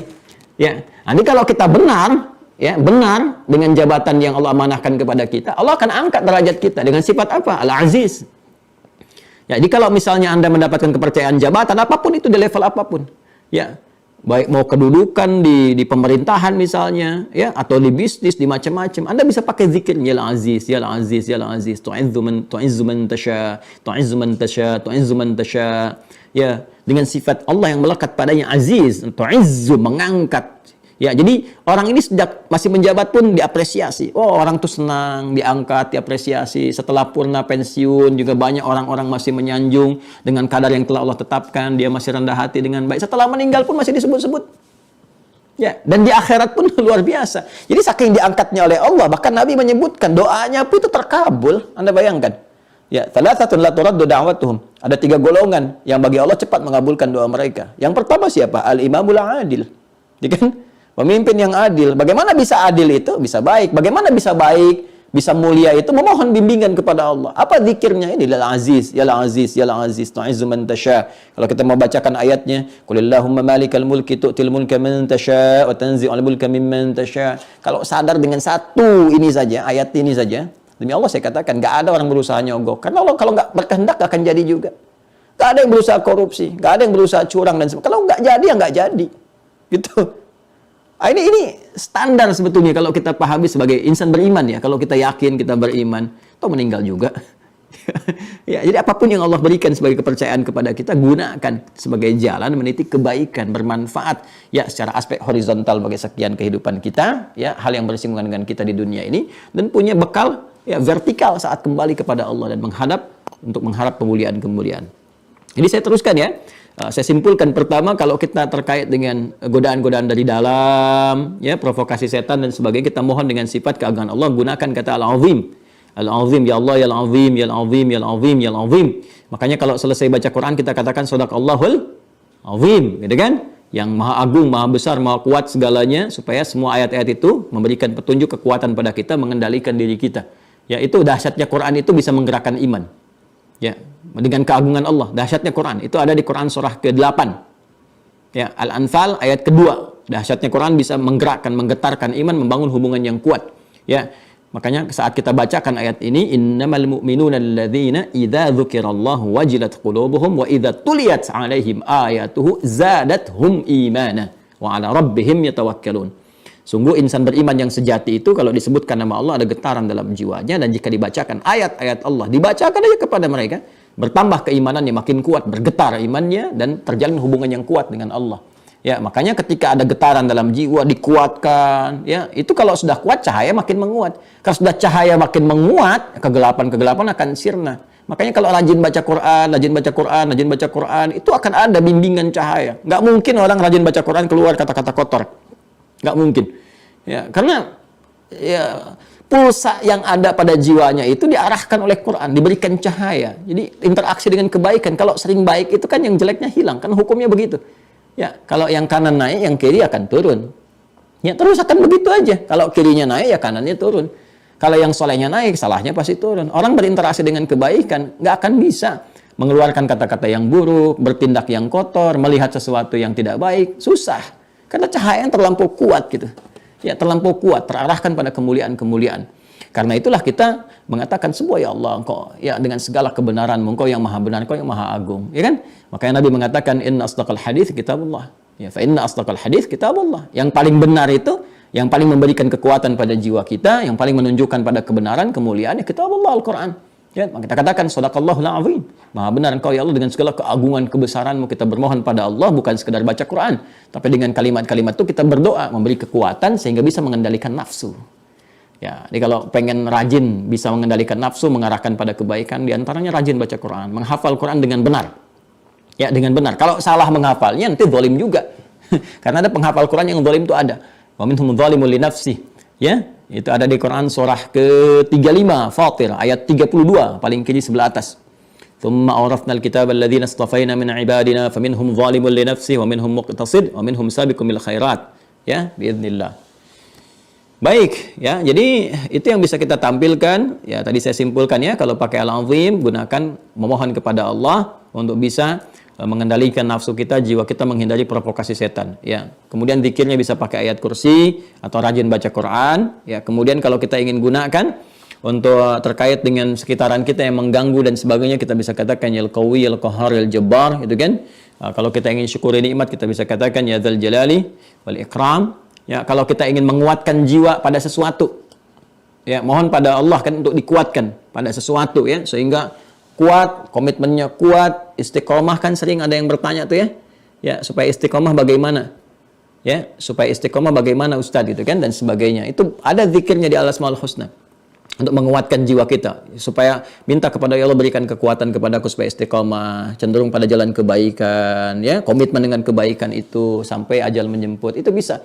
Kita bisa gunakan kata zikir al-matin. Ya, al-matin, al-matin, al-matin, sesuatu yang menguatkan, ya, mengencangkan sesuatu matin, gitu kan? Nah, bisa pakai biasanya disambungkan dengan kata kuah. Ya qawi di sini, al-qawiyul matin, ya al-qawiyul matin, ya dzal quwwatil matin, ya. Kita bisa sambungkan dengan al-qawi dan al-matin. Ini bisa kita gabung-gabungkan. Ya, bisa kita gabung-gabungkan keterkaitannya. Ya, misalnya tadi yang mensyukuri nikmat kita katakan misalnya ya dzal jalali wal ikram yal karim yal karim yal karimil hamidil majid ya dzal jalali wal ikram. Itu lebih dahsyat lagi. Ya. Demikian ya, nanti tinggal kita terapkan dalam kehidupan, apa yang kita rasakan, itu yang kita minta. Kalau sedang goyah, ya tadi, mintakan kepada Allah, itu kan. Allahumma ya zahirul matin, ya qawiyul matin, minta supaya kuatin lagi, Allah kuatin lagi, ya. Nah, itu untuk istiqamah dalam ibadah. 5, cepat ya, seperti saya janjikan. Nanti teman-teman tinggal bikin klasifikasi, nanti saya cek di ujian. Di ujian ya, besok tanya jawab dulu, besok pengayaan, nanti saya akan tanya, Anda kalau gelisah baca apa, zikirnya apa, ya kan? Nah, kalau sedang nafsunya ingin dikendalikan, bacanya apa, ya? Kalau sedang dapat harta, anugerah, atau dapat promosi jabatan, baca apa zikirnya, supaya bisa menata harta dan jabatan itu dengan baik, ya kan? Nah, nanti kita akan lihat, kalau ingin melembutkan sesuatu, baca apa, kalau anak pengen lembut, baca apa, nanti ya, nanti kita akan tanya jawab besok ya, saya bertanya, Anda menjawab. 5. Bismillahirrahmanirrahim. Khamisan, al-khamis. Asma'un muta'alliqa bi'ilmihi ta'ala. Asma'un muta'alliqa bi'ilmihi ta'ala. Wahia, nama-nama yang terkait dengan ilmunya Allah Subhanahu wa taala yang maha meliputi dan maha luas. Ya. Sudah? Teruskan. Sudah? Ya, Al-Ali Al-Hakim. Nanti ada terkait ya. Jadi ini ada yang juga terkait dengan keagungan, ada yang masuk juga di bab keilmuan. Nanti kita akan lihat prakteknya seperti apa. Al-Ali, Al-Hakim, As-Sami' Al-Khabir, Al-Basir, Al-Syahid, Al-Raqib, Al-Batin, Al-Muhaimin. Ya, dilihat ya catatannya ya. Al-Ali, Al-Hakim, As-Sami' Al-Khabir, Al-Basir, Al-Syahid, Al-Raqib, Al-Batin, Al-Muhaimin. Tambahkan. Ada yang belum masuk, Al-Alim. Al-Alim. Alim. Ya, pakai ya. Bukan pakai alif, alim bukan, tapi alim. Kalau sudah alim itu maha artinya.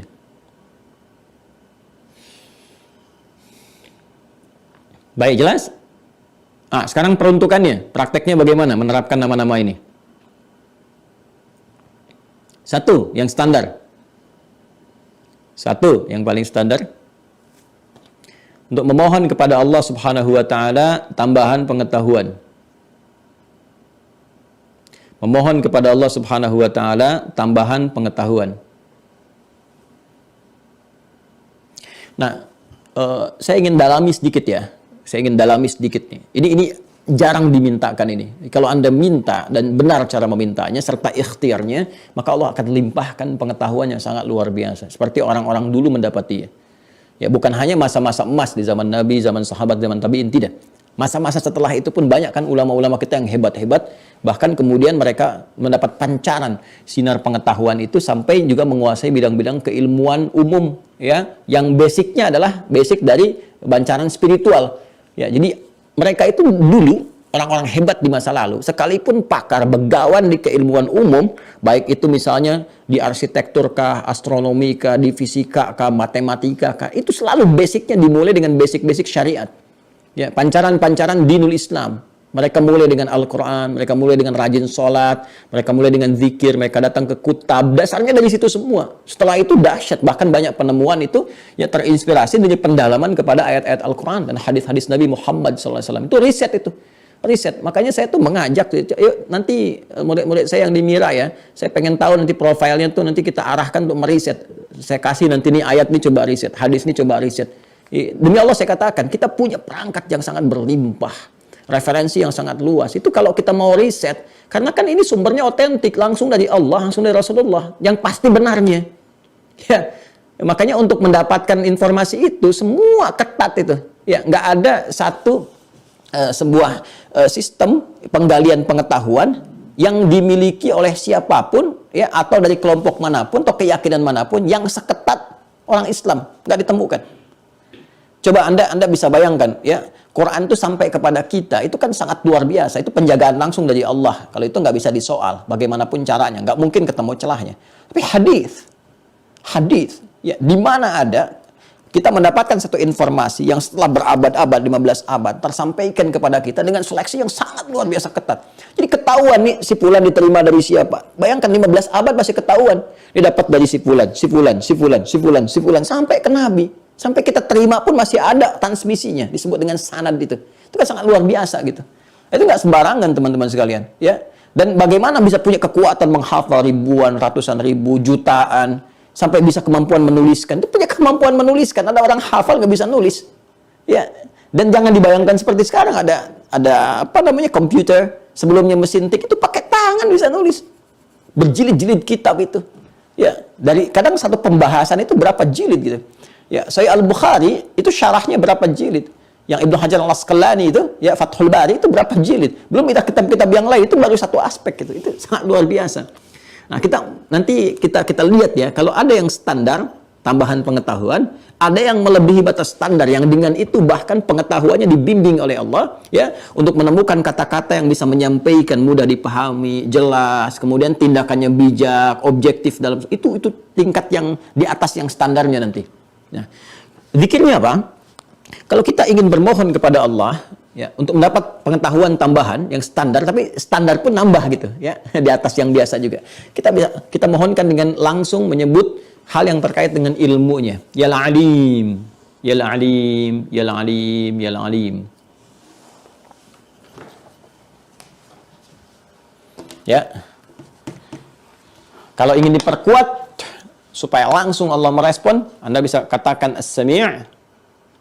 Nah, kan tadi sudah disebutkan As-Sami', tambahkan Al-Alimnya. As-Sami' Al-Alim. Ya. As-Sami' Al-Alim. As-Sami' Al-Alim. As-Sami'.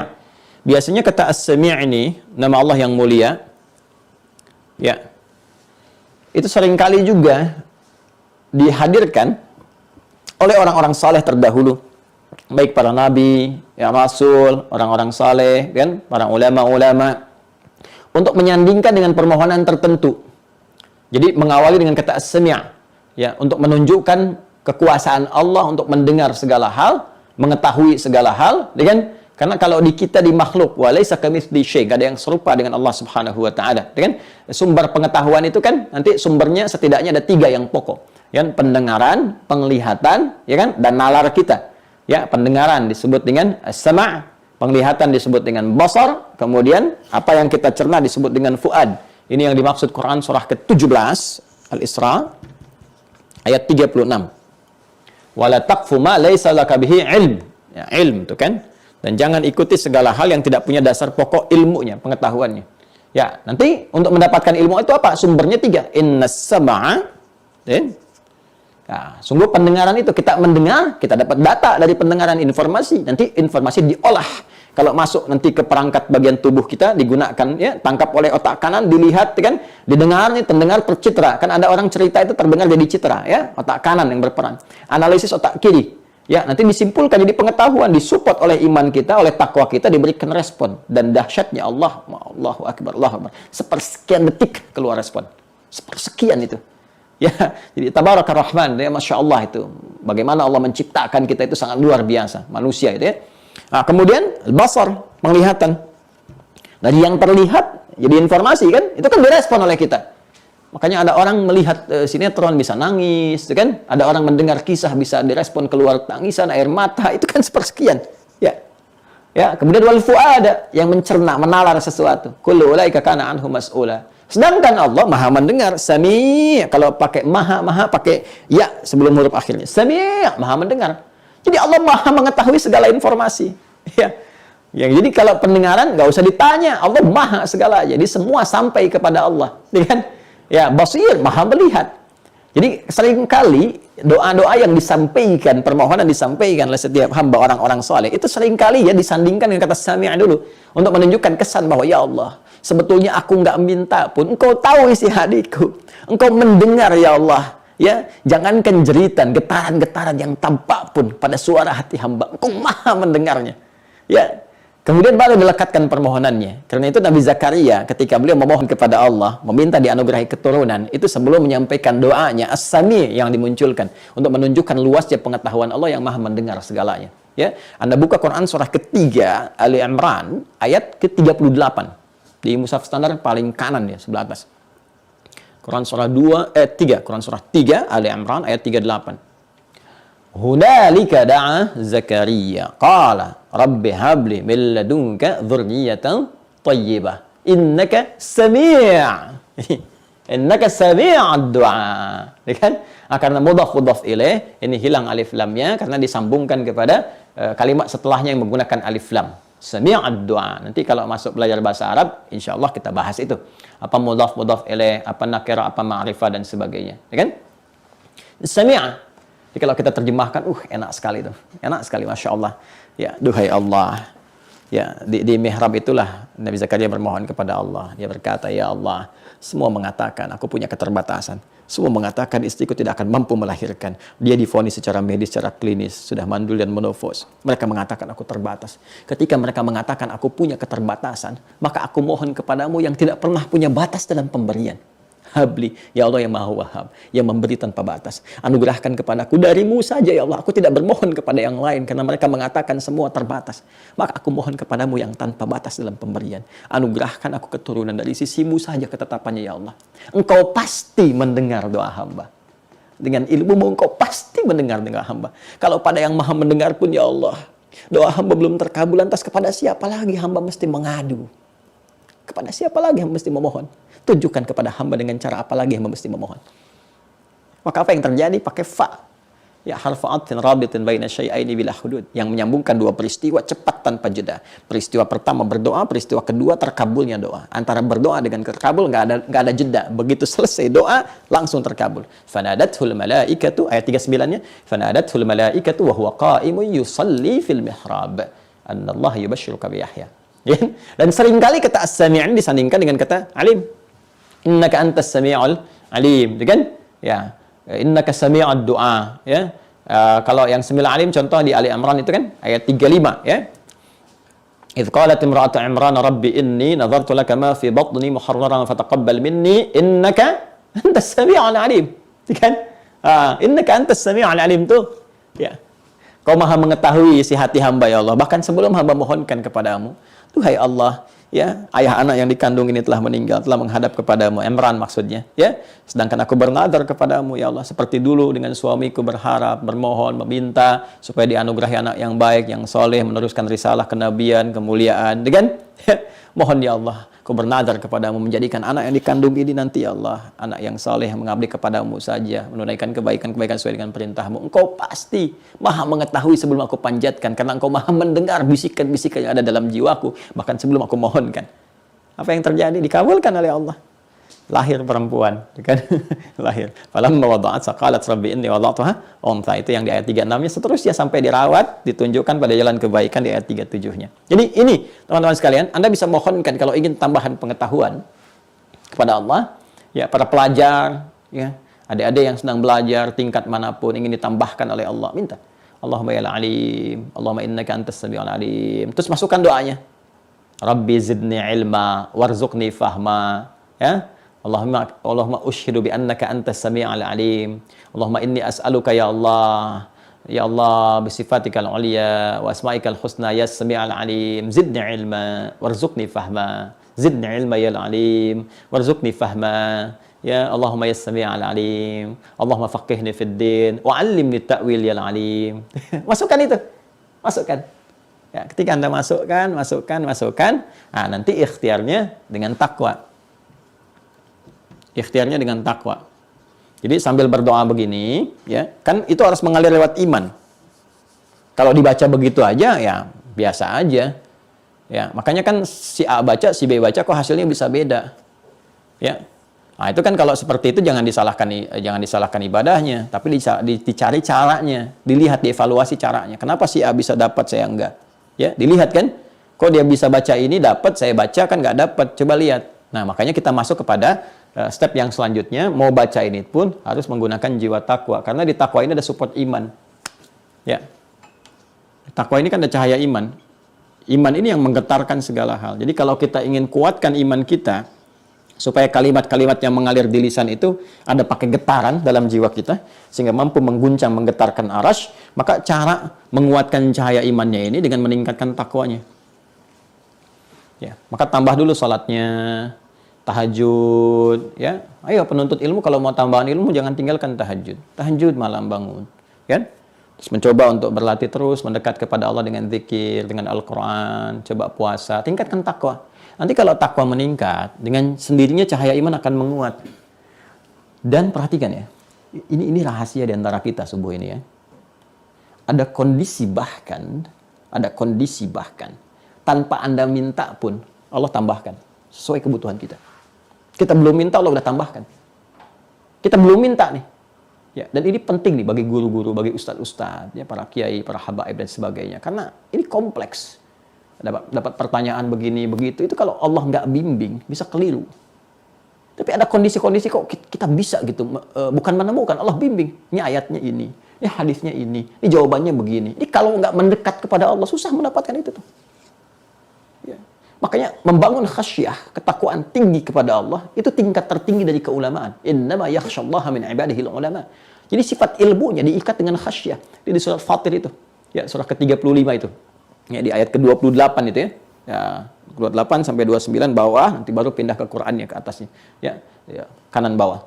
Innama yakhsyallaha min ibadihil ulama. Sungguh yang paling takut khasyah kepada Allah itu para ulama. Jadi ilmunya diikat dengan khasyah dulu. Kalau sudah khasyah kan diraih dengan takwa, dengan khusyuk.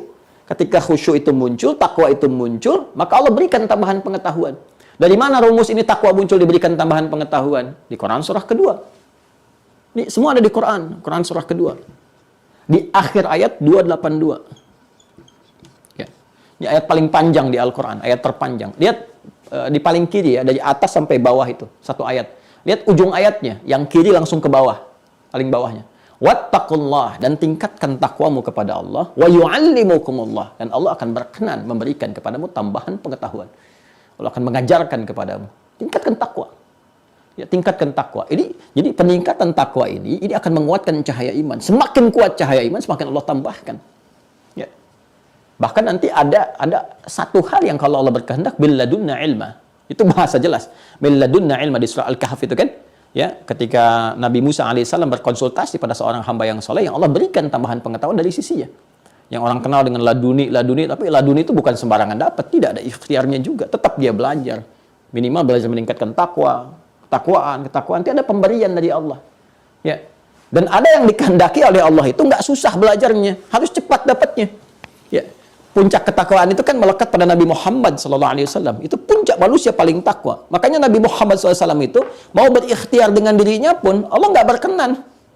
Aku aja yang tambahkan, tingkat takwa kamu udah nggak ada batasnya dalam tingkat kemanusiaan. Levelnya udah jauh gitu. Makanya saking sayangnya Allah ditanamkan langsung. Bukan hanya menunjuk pada sifat kenabian dan kerasulan, tapi ingin memberikan penguatan kepada kita semua tentang bagaimana kekuatan takwa dan level takwanya Nabi.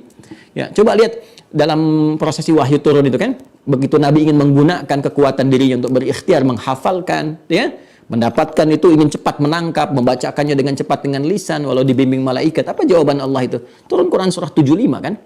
Al-Qiyamah ayat 16 sampai 18. La tuharrik bihi lisanaka lita'jala bih. Quran surah 75, Al-Qiyamah ayat 16 sampai 18. La tuharrik bihi lisanaka lita'jala bih. Inna 'alaina jam'ahu wa qur'ana. Fa idza qara'nahu fattabi' qur'ana. Muhammad SAW, jangan cepat-cepat kau gerakkan lisanmu hanya sekedar ingin menghafalkan Qur'annya. Cepat ingin mendapati Qur'annya. Ya. Ya kan? Biarkan kami yang menghimpunnya, yang menanamkan ke dalam jiwamu. Jadi ada orang yang proses menghafal belajar itu Allah memberikan kehendak langsung dihimpun dalam jiwanya. Tapi ada ikhtiar. Nabi kan ikhtiar dulu, ngaji juga kan sama malaikat. Jadi bukan tiba-tiba dapat begitu, tidak juga. Ada ikhtiar. Ya. Fa idza qara'nahu, jika dibacakan kepadamu, fattabi' qur'ana, kamu tinggal ikuti aja. Jadi ada orang yang sekali dengar itu, ya, ngikutin langsung hafal. Ya kan? Ya, kalau kita katakan ini Nabi, wajar. Iya betul, Nabi, Rasul. Mudah bagi Allah tanamkan. Karena sifat Nabi, Rasul, karena tingkat ketakwaan tinggi, langsung diajarkan. Ya, kalau semua Nabi itu diajarkan. Adam pertama Nabi diajarkan. Wa 'allama Adam al-asma'a kullaha. Adam diajarkan. Ya, Nuh diajarkan, sampai ke Nabi Muhammad diajarkan, tanamkan. Tapi pengajaran Allah itu diturunkan, lihat standar utamanya, karena ketakwaannya. Itu yang menjadikan kita itu bisa meniru, mengikuti polanya, walaupun nggak sampai ke derajatnya. Ya, kita nggak bisa sampai ke derajat Nabi, Rasul, selesai kenabian, kerasulan. Tapi kita bisa meniru keteladanan takwa itu, sehingga bisa menghasilkan curahan-curahan rahmat Allah yang meningkatkan pengetahuan kita. Itu yang diikuti para sahabat Nabi, tabi'in, orang-orang saleh. Ya, coba lihat bagaimana orang tua dulu menyiapkan. Al-Imam Asy-Syafi'i, ya, ikhwas sekalian, itu kan nanti single parent tuh ibu merawatnya. Single parent, Bu. Jangan salah, Al-Imam Asy-Syafi'i itu ibunya single parent. Ketika ayahnya meninggal dunia, merawat tuh, digendong-gendong. Ya, kemudian ditempatkan di halaqah para ulama, dari mulai belajar bahasa, belajar ini, belajar itu, sampai ke fikih, sampai diminta berangkat ke Imam Malik, ya, kiai terkenal yang luar biasa, alimnya pada saat itu, ilmunya luas di Madinah, tapi udah kemana-mana cahayanya, kita dengan izin Allah, diminta talaki ke sana, belajar. Ibunya, Imam Ahmad juga demikian, jangan salah. Imam Ahmad tuh digendong oleh ibunda, ibunya single parent, digendong oleh ibundanya, dingin-dingin masih direbuskan air hangat, ya, diwudukkan oleh ibundanya, disimpan di halaqah ulama, ya, setelah selesai gendong balik lagi, bawa lagi pulang, sampai kemudian terus beranjak dewasa. Al-Imam Al-Bukhari, jangan salah juga sama. Ya, sama itu. Ayahnya kan meninggal itu, dalam usia dini dilahirkan meninggal, terus matanya divonis buta kan, secara medis, secara klinis. Apa yang dilakukan? Ya, ini ikhtiarnya takwa. Tarekahnya, tarekah jalan, ya, tarekah itu jalannya takwa, meningkatkan takwa, mendekat kepada Allah, ibadah, tingkatkan ibadah, tingkat. Apa yang terjadi? Mata tak melihat, tapi mata hatinya tajam, dan kekuatan pengetahuan ditanamkan oleh Allah. Kan terkenal waktu masuk kutab itu, ya, Al-Imam Asy-Syafi'i nggak usah ditanya, bagaimana sebelum datang ke Imam Malik, sebelum sorogan udah hafal kitabnya, cuman sekian waktu, sekian saat saja. Ya, Imam Ahmad juga begitu. Sebelumnya Imam Malik juga luar biasa, bintangnya pada saat itu. Imam Abu Hanifah luar biasa. Ya. Ya, dan itu lintas profesi. Imam Abu Hanifah kan ayahnya itu pedagang, penjual kain. Ya. Dan lain sebagainya. Ya, ada yang penjual kain, ada yang tukang jam, ada yang tukang sabun, ada yang macam-macam, tapi luar biasa. Ilmu itu melintasi batasnya gitu. Jangan dibatasi, ini anak kiai pasti jadi kiai juga, belum tentu. Ya, anak kita itu kalau bapaknya nggak hafal Quran, kita investasikan anak kita hafal. Sambil bapak menghafal, anaknya investasikan. Demi Allah saya katakan, ada yang jadi. Kalau kita sadar kita nggak paham hadis nih, cucu kita mungkin sekarang jadi ahli hadis. Bismillah. Mesti ada satu di keluarga jadi kebanggaan saat pulang kepada Allah. Nanti dia jadi pemimpin kita tuh saat pulang di keluarga. Kan itu di Quran surah 13 itu kan? Ar-Ra'd. Ayat 23 sampai 24 itu. Ya. Jannatu 'adnin yadkhulunaha wa man salaha min abaihim wa azwajihim wa dzurriyyatihim wal malaikatu yadkhuluna 'alaihim min kulli bab. Salamun 'alaikum bima sabartum fa ni'ma 'uqbad dar.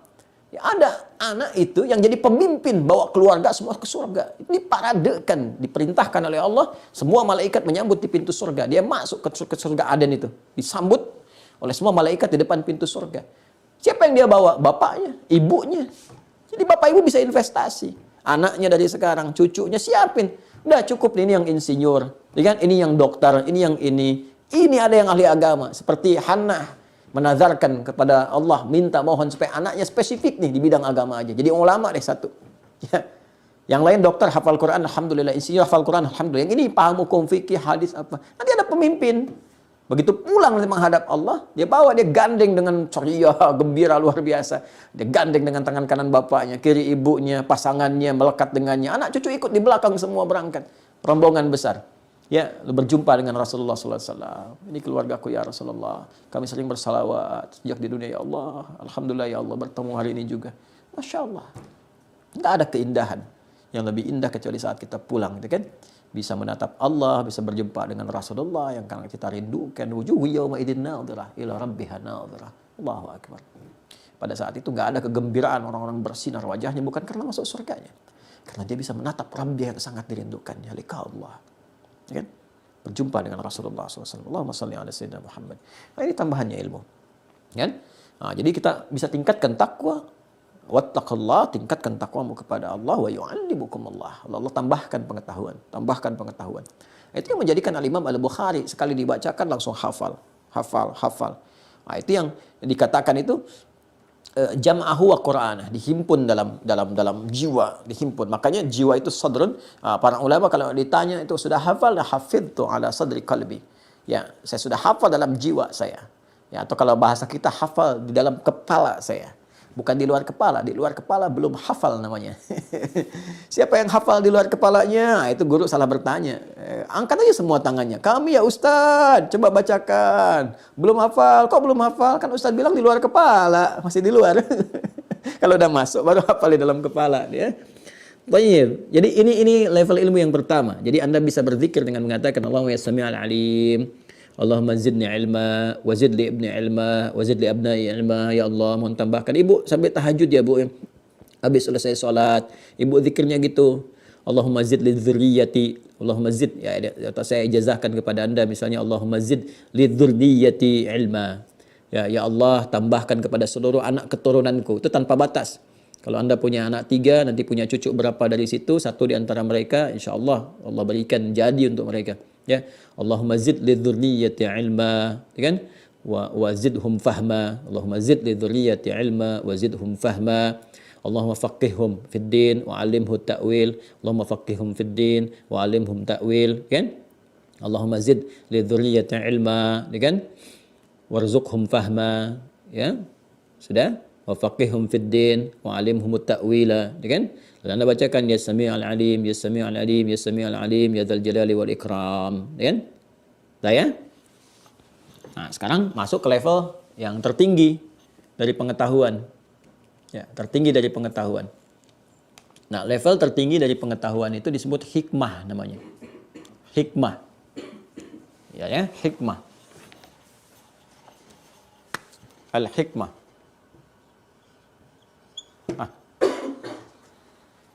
Al-hikmah. Wa may yu'tal hikmata faqad utiya khairan katsira. Siapa yang diberikan hikmah oleh Allah Subhanahu wa taala, maka sungguh dia telah diberikan anugerah yang berlimpah. Dah?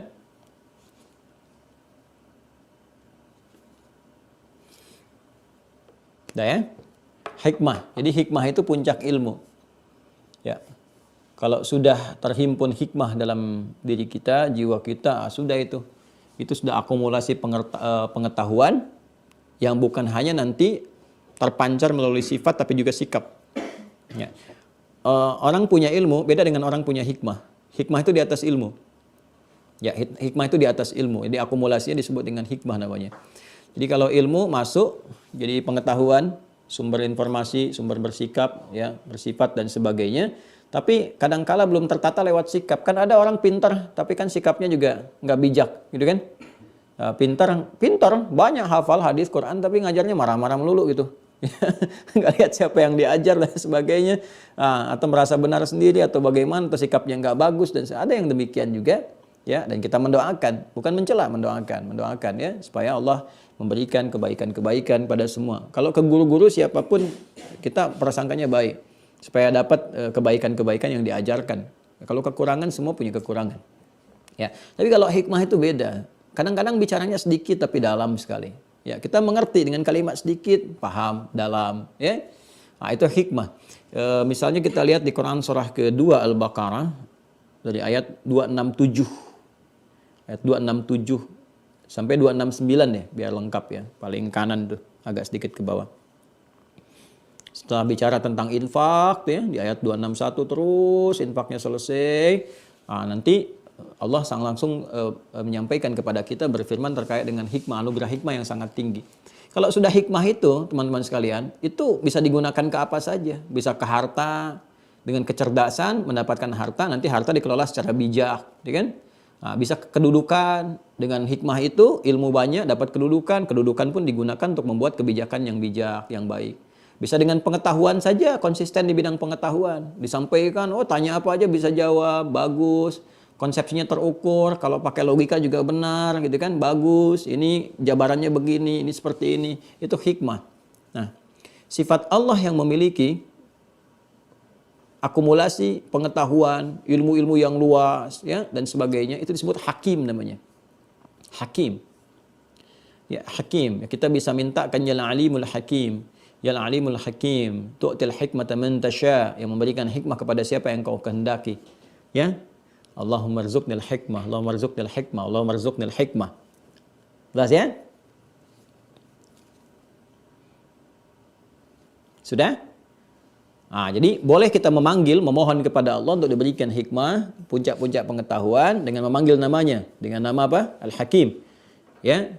Kita bisa satukan nih, Ya Sami'ul Alim, Ya Aliyul Hakim. Ya Sami'ul Alim, ya Maha mendengar ya Allah apa yang aku mohonkan, ya Maha mengetahui segalanya, Ya Ali yang Maha tinggi, Ya Aliyul Hakim, yang Maha bijak, yang Maha memiliki segala bentuk pengetahuan terbaik. Ya Allahumma rzuqnil hikmah ya Allah. Allahumma rzuqnil hikmah min ladunka ya arhamar rahimin. Ya Allah berikan rezeki kepadaku berupa hikmah, puncak pengetahuan, ya kan? Yang melahirkan kebijakan-kebijakan, manfaat-manfaat dalam kehidupan, ya. Dan seterusnya. Sekarang ikhtiarnya. Ikhtiarnya. Tadi kan bacaannya, ya kan? Supaya ikhtiar itu menguatkan bacaan kita, seperti apa ikhtiarnya? Seperti tadi kalau kita pengen tambahan ilmu kan takwa gitu kan. Sudah? Untuk mendapatkan hikmah, ada satu-satunya jalan yang tertinggi, yaitu rajin berinteraksi dengan Al-Quran. Catat ini. Rajin berinteraksi dengan Al-Quran. Mau Anda rajin baca, rajin mengkaji, apalagi menghafal. Tapi dengan serius dan cinta. Bukan karena motif-motif tertentu, enggak. Kalau di pesantren sekolah bukan hanya ingin menamatkan itu untuk lulus, tidak. Bukan hanya ingin mendapat syahadah, tidak. Betul-betul untuk mendapat ridha Allah. Itu jalan yang terbaik untuk mendapat hikmah. Ya, ada orang ngejar lewat sholat, ada dengan tahajud, dengan zikir ini, zikir itu. Puncak zikir itu dengan Quran. Dan itu 4 kali disebutkan Allah tinggi nilainya dibanding dengan yang lain. 4 kali. Ya, kalau Anda menghafal Quran itu 4 kali nilainya zikirnya dibandingkan dengan yang lain. Baca saja 1 kali. Inna nahnu nazzalna dzikra wa inna lahu lahafizun. Kami yang turunkan Al-Quran sebagai zikir dan kami yang menjaganya. Quran surah ke-15 ayat 9. Tapi ketika menghafal itu 4 kali. Walaqad yassarnal Qur'ana lidzikri fahal mim muddakir. Sungguhlah kami mudahkan Al-Quran untuk digunakan sebagai zikir, dihafalkan. Ada enggak yang mau menghafal Quran sebagai zikir untuk dirinya? Itu 4 kali disebutkan di Quran surah ke-54. Al-Qamar ayat ke-17, ayat ke-22, ayat 32 dan ayat 40. 17, 22, 32, 40. Walaqad yassarnal Qur'ana lidzikr fahal mim muddakir. Nah, kalau Anda ingin mendapatkan hikmah, sekali lagi ya, kebijaksanaan, dibimbing dengan cahaya, kalau berpikir dengan cara yang benar, menyingkap logika dengan cara yang benar, menyampaikan pengetahuan tertata dengan baik, terukur, mudah untuk disampaikan, diterima, dipahami, dan tampil bijak dalam bersikap dan bersifat. Itu hikmah. Ya, mendapatkan pancaran hikmah. Cara yang terbaik dengan apa? Al-Quran. Apa dalilnya? Dalilnya. Baik. Sebelum sampai ke dalil, saya berikan pemahaman sebentar. Al-Quran itu fungsinya hudan yang utama. Hudan. Ya, Quran surah kedua Al-Baqarah ayat 185. Quran surah kedua Al-Baqarah ayat 185. Syahrul Ramadan alladzi unzila fihi al-Quran hudan linnas. Hudan itu pedoman berkehidupan. Secara singkat, pedoman berkehidupan. Dan janji Allah, setiap hambanya hidup di masa apapun, ya, di masa, di ruang, tempat apapun, itu diberikan petunjuk supaya berkehidupan yang benar sesuai dengan petunjuk Allah. Bahkan Nabi Adam pun pertama turun ke bumi dengan istri beliau, Sayyidah Hawa alaihissalam, itu berkehidupan mendapat hudan juga karena fitrah telah Allah tetapkan. Al-Baqarah ayat 38, Quran surah kedua ayat 38. Qul nahbitu minha jami'a fa imma ya'tiyannakum minni huda faman tabi'a hudaya fala khaufun 'alaihim wa lahum yahzanun. Sekarang turun kalian semua ke bumi, ya kan? Mulai jalani misi sebagai khalifah, mulai bawa risalah kehidupan. Nanti saat berkehidupan itu bersamaan dengan turun, aku turunkan hudan sebagai petunjuk berkehidupan. Kamu ikuti, hidupmu senang dan tenang.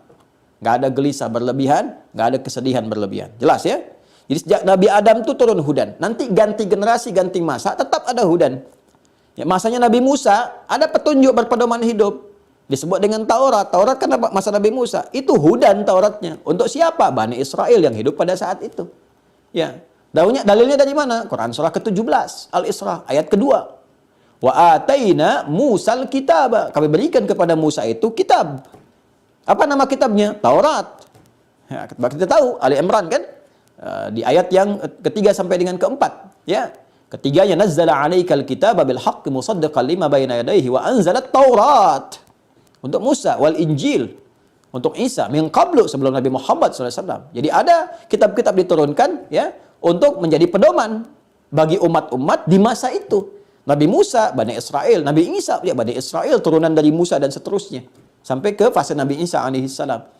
Ya, nama kitabnya apa? Taurat. Fungsinya apa? Hudan. Tahu dari mana? Kembali ke Al-Isra. Ayat kedua. Wa ataina Musal kitaba. Kami berikan kepada Musa itu kitab. Namanya Taurat. Wa ja'alnahu huda. Dan kami jadikan itu sebagai pedoman kehidupan. Li Bani Israel. Wa ja'alnahu hudan li Bani Israel. Jadi Musa punya kitab. Ya, namanya apa tadi? Taurat. Daud punya kitab. Namanya Zabur. Isa punya kitab. Namanya apa? Injil. Semua itu hudan. Pedoman dalam berkehidupan. Untuk umat-umat tertentu. Untuk umat akhir zaman sampai dengan berakhir kehidupan, nama kitabnya Al-Quran. Diturunkan pada Nabi Muhammad SAW. Fungsinya apa? Hudan. Syahrul Ramadan alladzi unzila fihi Al-Quran. Hudan. Jadi semua kitab-kitab itu, kalau disebutkan kitab, ini menunjuk pada susunannya yang sistematis, rapih, tanpa cacat. Sama sekali. Ya kan? Kitab diturunkan pada setiap nabi itu sistematis, bagus, tanpa cacat dan sebagainya. Cuma nanti fungsinya berdasarkan waktu punya batasan-batasan. Nabi Musa zamannya aja ganti nabi, ganti kitab. Ya, Nabi Isa zamannya ganti nabi, ganti kitab. Hanya kitabnya Nabi Muhammad karena fungsi beliau diutus sampai akhir zaman, kitabnya nggak terbatas. Ya, menembus setiap ruang dan waktu sampai kehidupan berakhir. Ya, jadi karena itulah Al-Quran disebut juga dengan Alkitab, menunjukkan kepada susunannya. Ya, yang rapi, tertib, nggak ada cacat, sempurna. Dzalikal kitab la raiba fi. Jadi semua dari nabi-nabi terdahulu ada kitab sesuai dengan fungsinya dan diikat oleh masanya. Nah, sekarang kalau sudah paham ini, dulu orang-orang kalau ingin mendapatkan hikmah itu berinteraksi dengan kitabnya. Ya, termasuk bahkan para nabi pun diberikan hikmah itu lewat kitab, lewat wahyunya. Lewat kitab. Nabi Muhammad diberi hikmah, bahkan doanya Nabi Ibrahim, kan? Nabi Ismail alaihissalam ketika memohon diturunkan, dipilih seorang rasul karena rasul itu terakhir itu yang paling mulia, lahirnya dekat tempat mulia, Ka'bah. Ya, rasul yang lahir dekat Ka'bah Nabi Muhammad. Apa doanya di Al-Baqarah ayat 129? Rabbana wab'ats fihim rasulan minhum yatlu 'alaihim ayatika wa yu'allimuhumul kitaba wal hikmah. Tuh, diminta diberi hikmah. Dijawab oleh Allah 30 generasi setelahnya. Ya, turun Al-Baqarah ayat 151. 151 ayat 121 tadi 129 sekarang 151. Kama arsalna fikum rasulan minkum yatlu 'alaikum ayatina wa yuzakkikum wa yu'allimukumul kitaba wal hikmah. Semua nabi dengan turunnya kitab itu otomatis dapat hikmah. Jadi kalau kita pengen dapatkan hikmah itu berinteraksi dengan kitab. Nah, sekarang apa dalil spesifik yang menunjukkan kepada kita dengan berinteraksi dengan Alkitab, sekarang dengan Al-Quran dengan kuat, ya, itu bisa mendapatkan hikmah. Quran surah ke-19 Maryam. Quran surah 19 Maryam ayat 11 sampai 15. Ya. Kalau dari ayat 1 nanti sampai 15 itu akan dikisahkan tentang perjuangan Nabi Zakaria. Kaf ha ya ain sad dzikru rahmati rabbika 'abdahu Zakaria idna rabbahu nidaan khafiyya dan seterusnya. Terus sampai dikabulkan lahir Yahya. Ya, perhatikan ketika Nabi Yahya alaihissalam lahir itu, ya, kemudian berkehidupan, berkembang, apa perintah pertamanya? Saya bacakan ya. Perhatikan kalimatnya. Ya Yahya, khudhil kitaba biquwwah. Ada ayatnya? Ya Yahya, khudhil kitaba biquwwah. Hei Yahya, pegang teguh kitab itu. Ya, kitab zaman Nabi Yahya kan hudannya, bukan Al-Quran, kan? Tapi di masanya, sesuai dengan masanya. Yang tadi saya terangkan. Nabi Musa punya sendiri, Nabi Isa punya sendiri, kan? Nabi Yahya nanti membuka jalan untuk Nabi Isa alaihissalam. Berdua nanti, zamannya berdua itu. Nabi Yahya, Nabi Isa. Kemudian Nabi Musa dengan Nabi Harun dan sebagainya. Puncaknya tunggal Nabi Muhammad sampai kehidupan berakhir. Risalahnya. Perhatikan. Ya Yahya, wahai Yahya, khudhil kitab. Pegang teguh itu kitabnya, pedoman hidupnya itu. Biquwwah. Ya, dengan kuat. Interaksi dengan kuat. Pahami, kemudian dalami, praktekkan segala petunjuknya, baru risalah untuk mengajarkan. Apa yang terjadi ketika interaksi itu kuat dengan kitab? Wa atainahul hukma sabiyya. Maka sejak dini kami tanamkan hikmah pada dirinya. Tuh. Makanya Bapak Ibu kalau ingin anak-anaknya dari kecil itu, karena kalimatnya sabiyya, sejak sabi, balita. Anda bisa dekatkan anak-anak itu dengan Quran sejak dini. Demi Allah saya katakan, makanya risetnya itu di luar. Orang-orang dari sejak kecil yang interaksi dengan Quran, kecerdasannya meningkat, Pak. Nggak percaya silahkan. Kalau benar mereka diinteraksikan, kecerdasannya meningkat. Saya berani mengatakan ini, karena selain belajar di masa lalu, meriset orang-orang yang pintar, saya coba praktekkan pada anak-anak kita tuh. Ya, anak saya praktekkan, pada anak didik coba kita lakukan. Itu terjadi peningkatan kecerdasan luar biasa. Meningkat itu. Ya, walaupun tetap nggak hilang sifat kanak-kanak, itu biasa. Tapi percepatannya luar biasa gitu. Menangkap sesuatu, cepat paham ini, cepat mengingat ini gitu ya. Tapi dengan dunianya ya anak-anak. Tapi itu bekal yang terbaik. Ya. Jadi itu yang saya katakan, dekati Al-Quran. Ya, dari anak kecil, dari kecil kalau bisa sejak mengandung itu bacakan Quran terus ya. Kalau lelah itu perdengarkan lewat murattal. Demi Allah saya sampaikan pada murid-murid kami itu yang umum apapun, itu rata-rata alhamdulillah terjadi perubahan-perubahan. Ya, sejak memberikan ASI, bacain Quran, dengarkan Quran, tiap hari diputar murattal, tempat tidur 24 jam, itu dekat sekali. Ya, dan kita coba praktekkan itu luar biasa. Ada yang lain sajalah, yang tidak usah ke anak kami nanti diduganya macam-macam gitu kan. Tapi ya, yang dibacakan sekali langsung hafal gitu. Ya, ada yang demikian kan banyak, Imam Al-Bukhari yang lain-lainnya, contoh-contoh mulia lah yang lebih baik untuk diberikan contoh kepada kita. Tapi ketika kita ambil itu saripatinya kita terapkan, terbukti. Nah, jadi kalau pengen dapat hikmah dari kecil tuh. Dan ternyata ini jadi kurikulum, jadi kebiasaan. Orang tua dulu tuh udah paham. Makanya kalau bapak ibu main ke Timur Tengah itu, ya, itu standar itu dari kecil tuh Quran. Karena itu udah ditularkan dari dulunya begitu. Ya. Silakan Anda cek biografinya, Al-Kindi, Al-Farabi, Al-Khawarizmi, Ibnu Sina, Ibnu Rushd dan sebagainya itu, Al-Battani, Jabir bin Hayyan dan sebagainya. Itu dari kecilnya, cuma 2 yang ditekankan kuat, salat dan Quran. Salat dan Quran, salat dan Quran. Ngaji itu. Ngaji. Itu yang memberikan kecerdasan pancaran luar biasa, hikmah sehingga menguasai banyak pengetahuan. Yang sekarang paling 1-2 bidang lah paling hebatnya. Dulu itu Masya Allah, tafsirnya iya, hadisnya iya, hafal Quran iya, ahli kedokteran juga iya. Ya, Ibnu Sina kan luar biasa tuh Avicenna tuh. Ya, itu luar biasa, hafal Quran, tahu tafsir juga, ya, tahu fikih juga, kedokteran juga luar biasa, matematikanya luar biasa, fisika luar biasa, kitabnya banyak itu. Ya, kitabnya banyak. Kemudian siapa lagi? Ibnu Rushd, Averroes itu. Ini kan ahli Quran, ya, ahli pemikir juga, ahli logika juga, tahu fikih. Ya, tahu perbandingan fikih, itu kitabnya Bidayatul Mujtahid. Itu Bidayatul Mujtahid kan digali di mana-mana itu, di kampus-kampus, di masjid-masjid sekarang. Itu dokter bedah yang ngarangnya. Bayangkan dokter bedah tuh, ahli Quran. Ya, ada yang nemuin atom yang saya cerita kemarin, Jabir bin Hayyan. Ada yang terinspirasi bikin prototipe pesawat terbang, Ibnu Firnas dan sebagainya. Itu banyak sekali. Ya, ada Al-Jabbar, Al-Khawarizm dan sebagainya. Di matematika ada, di fisika ada, di kimia ada. Cuma perhatikan, ya itu kan luar biasa. Dari mana desain awalnya itu? Dari pendidikan kurikulum Islami yang ada pada mereka. Makanya orang-orang yang ingin menjauhkan Anda dari Quran sejatinya tidak ingin menjadikan Anda itu menjadi pintar. Makanya hidupkan lagi Qurannya. Ya, bohong kalau ada orang mengatakan misalnya ke pesantren Quran itu pasti akan tertinggal. Enggak kok, kita biasa-biasa aja. Ini buktinya saya nggak ketinggalan. Alhamdulillah. Ya kan? Ya, jadi Allahu Akbar gitu. Ada banyak hal yang bisa dibuktikan. Banyak kitab-kitab ulama yang penting kita kaji tuh. Jadi kalau disebutkan ulama yang terbayang dengan ilmu keislaman aja. Banyak ilmu-ilmu umum yang bisa kita kaji. Suatu saat kalau udah ada kelas-kelas, jadi kalau kita udah enak, normal enak, nyaman, nanti seperti dulu saya akan hidupkan lagi tuh. Ya, kelas-kelas sesuai dengan passionnya masing-masing. Di Mira juga kalau basicnya nanti udah sempurna, maksudnya disampaikan dengan lengkap, nanti akan diklasifikasikan nih berdasarkan profesi. Ya, kita kan dulu ada kelas kan ibu rumah tangga, ini kelas di medis, dari dokter sampai dengan petugas kesehatan macam-macam kita ada. Ini kelas pebisnis, pedagang, ilmuwan, kumpul, risetnya beda. Passionnya masing-masing. Nanti kita kulinkan kurikulumnya di Quran, ini ayatnya ini apa. Ini untuk yang pebisnis ya, ini begini. Ini untuk yang ilmuwan begini, ini yang di medis begini. Di medis pun nanti diturunkan lagi. Lengkap sekali. Ya, misalnya ada di dokter mata, apa ayat-ayat tentang mata di Quran turunkan, nanti di hadis apa, terus di kitab ulama klasik apa, kita bedah, kitab di Ibnu Sina bagaimana, dan ini bagaimana, nanti bandingkan dengan kedokteran modern, apa yang bisa diriset. Ya, ya ada satu dokter itu, alim di Mesir itu risetnya satu ayat di surat Yusuf itu bisa menemukan salah satu formula untuk obat katarak kalau saya nggak keliru itu. Satu ayat di kekinian. Gitu ya.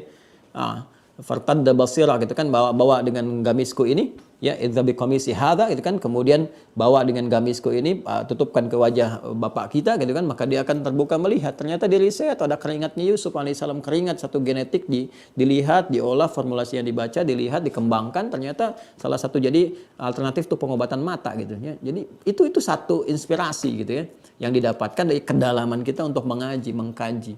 Tentunya kita bisa baca di alam, di semesta, belajar, bisa dari aspek pengetahuan lain. Ya, kita bisa belajar dari pengembangan peningkatan pengetahuan yang di Amerika, yang di Eropa. Nggak ada masalah, dikaji biasa. Ya, zaman Nabi juga begitu kok. Yang terjemahan dari ilmu-ilmu Romawi itu dibahas di ini, diajarkan kepada orang sekitaran. Tapi karena belajarnya pakai iman, maka ilmunya dibaca dengan kebenaran. Karena itu saya katakan, akal sehat itu penting. Tapi yang lebih penting iman yang sehat. Karena akan mensupport akal itu menjadi soleh. Jadi ada akal sehat, ada akal soleh. Itu beda. Yang sehat itu nanti betul bagus, logikanya benar, tapi kadang-kadang hanya digunakan untuk menguji, tidak ke action, hanya menguji argumentasi, menguatkan kebenaran, tapi implementasinya kadang-kadang nggak ada gitu, kosong. Ya, tapi kalau akal soleh, selain benar, bagus, logikanya berpikir benar baik, itu diberikan bimbingan untuk bersikap. Jadi ada sikap, ada follow up, ada manfaat, ada berkah. Ini yang kita butuhkan saat ini. Ya, banyak orang berakal sehat, ya, tapi karena imannya nggak sehat sehingga tidak terbawa kepada kesolehan praktikal, nggak dipraktekkan dalam bentuk kesolehan. Ada di atas sehat itu soleh namanya. Maka sekarang harus kita gerakan akal soleh. Ya, jadi ada gerakan akal soleh gitu ya untuk menaikkan level akal sehat. Baik, jelas ya? Alhamdulillah kalau jelas. Nah itu ada sudah ya tadi saya sampaikan. As-Sami' al-Alim, Al-Hakim, dalilnya tadi, ya Yahya khudhil kitaba biquwwa wa atainahu al-hukma sabiyya wa hananan min ladunna wa zakatu. Kan kalau sudah hakim, hanan. Ya hanana, ya hanana. Hanan itu lembut. Lembut, baik, halus, ya bijak. Kalau sudah hakim itu bijak. Bicara bijak, lembut, baik gitu kan. Macam-macam dan seterusnya. Wa hananan min ladunna wa zakata wa kana taqiyya wa barran biwalidayhi wa lam yakun jabbaran 'asiyya wa salamun 'alaihi yawma wulida wa yawma yamutu wa yawma yub'atsu hayya sampai ayat 15-nya itu. Ya. Wah, ibu deh kalau dari kecil anak didekatkan ke Quran itu sifat-sifatnya akan muncul, kelembutan, kebaikan, menjauh dari maksiat, taat pada orang tua. Ya, walaupun dengan kekanak-kanakannya, pada saatnya kita akan menikmatinya. Ya, pada akhirnya akan terasa indah. Ya, kalau mendekat kepada yang Maha Indah. Kalau diangan-anganin saya ya gundah gitu kan. Sudah ya? Baik, itu yang nomor 5. Wah, saya janji ada 10 menit lagi ya, kita sempurnakan ya. Yang lainnya teman-teman sekalian, nah itu ada kegelisahan-kegelisahan. Kemudian kalau ada kesaksian-kesaksian yang diragukan, kan?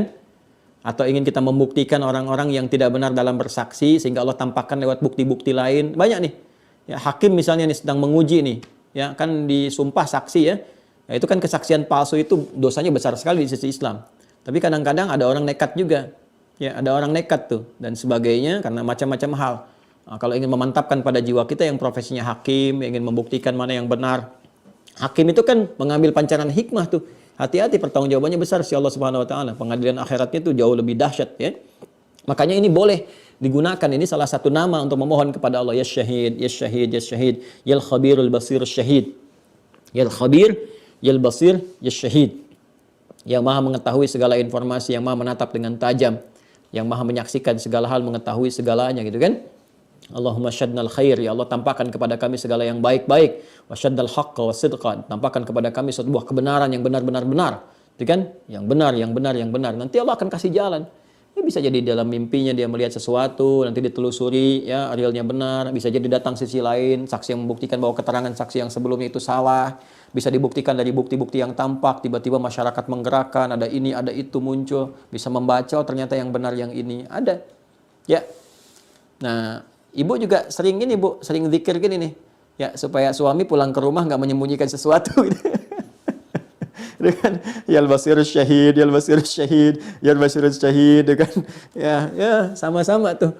Jadi nggak ada gangguan gitu insyaallah. Pokoknya silahkan gunakan sesuai kepentingan kita ya. Baik. 6. Sadisan wa sadis. Asma'ul muta'alliqa bi qudratihi ta'ala wa tadbirihi lil umur. Nama-nama yang terkait dengan kudrahnya, kuasanya Allah Subhanahu wa taala dan tata kelola setiap aktivitas. Ya. tata kelola setiap perkara kehidupan. Jadi bagaimana Allah mengatur dengan kuasanya, ya, mengelola segala hal, mengatur dengan sempurna, ada nama-namanya. Apa di antaranya? Ya, Al-Qadir, Al-Wakil, Al-Wali, Al-Hafidh, Al-Malik, Al-Malik, Al-Malik, Al-Malik bisa dibaca pendek Malikun, ya. Bisa dibaca Malik.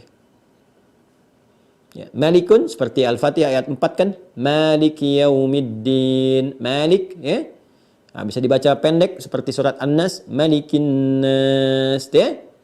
Nah, yang Al-Fatihah ayat 4 tadi itu bisa dibaca dua riwayat. Bisa Maliki yaumiddin, Hafaz an Asim, bisa dibaca pendek Maliki yaumiddin, Qalun An-Nafi' atau Warsh An-Nafi'.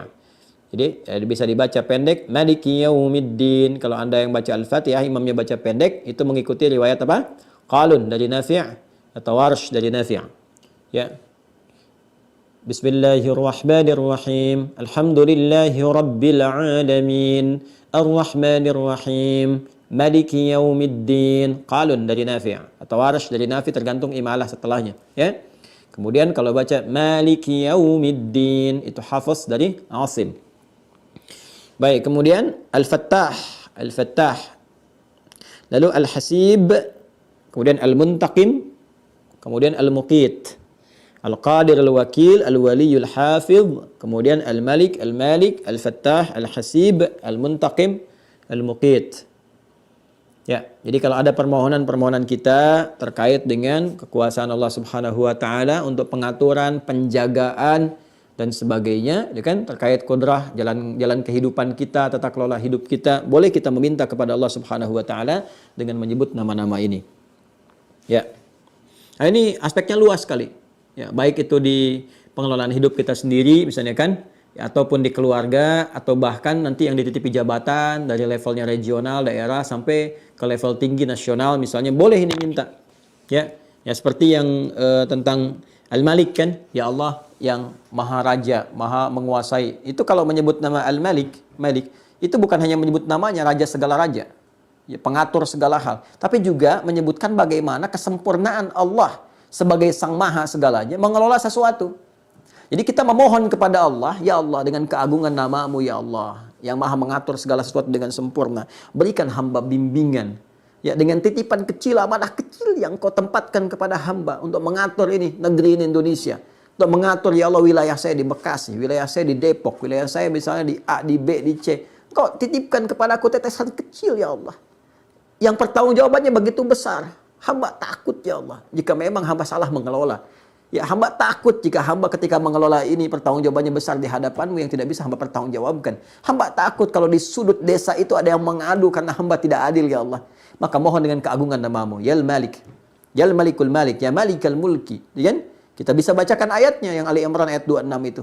Ya, qulillahumma malikal mulki tu'til mulka man tasha wa tanzi'ul mulka mimman tasha wa tu'izzu man tasha wa tudhillu man tasha biyadikal khair innaka ala kulli syai'in qadir, gitu kan? Boleh kita bacakan itu, minta. Oke? Terus kalau kita misalnya merasa terbatas kemampuan untuk mengerjakan satu hal tertentu, gitu kan? Ya, kita bisa mohon dengan Allah yang tidak punya batas dalam segala hal kemampuannya, yang kuasa atas segala hal. Ya, apa itu sifatnya? Al-Qadir. Ya, Al-Qadir. Nah, ini di sini tersebut Qadir, ya kan? Qadir kita ganti ke dalam bentuk Maha, Qadir. Ya, Qadir. Ya, ini bisa kita buka dengan satu hal lalu disambungkan ke yang lainnya. Contoh prakteknya gini misal. Gini.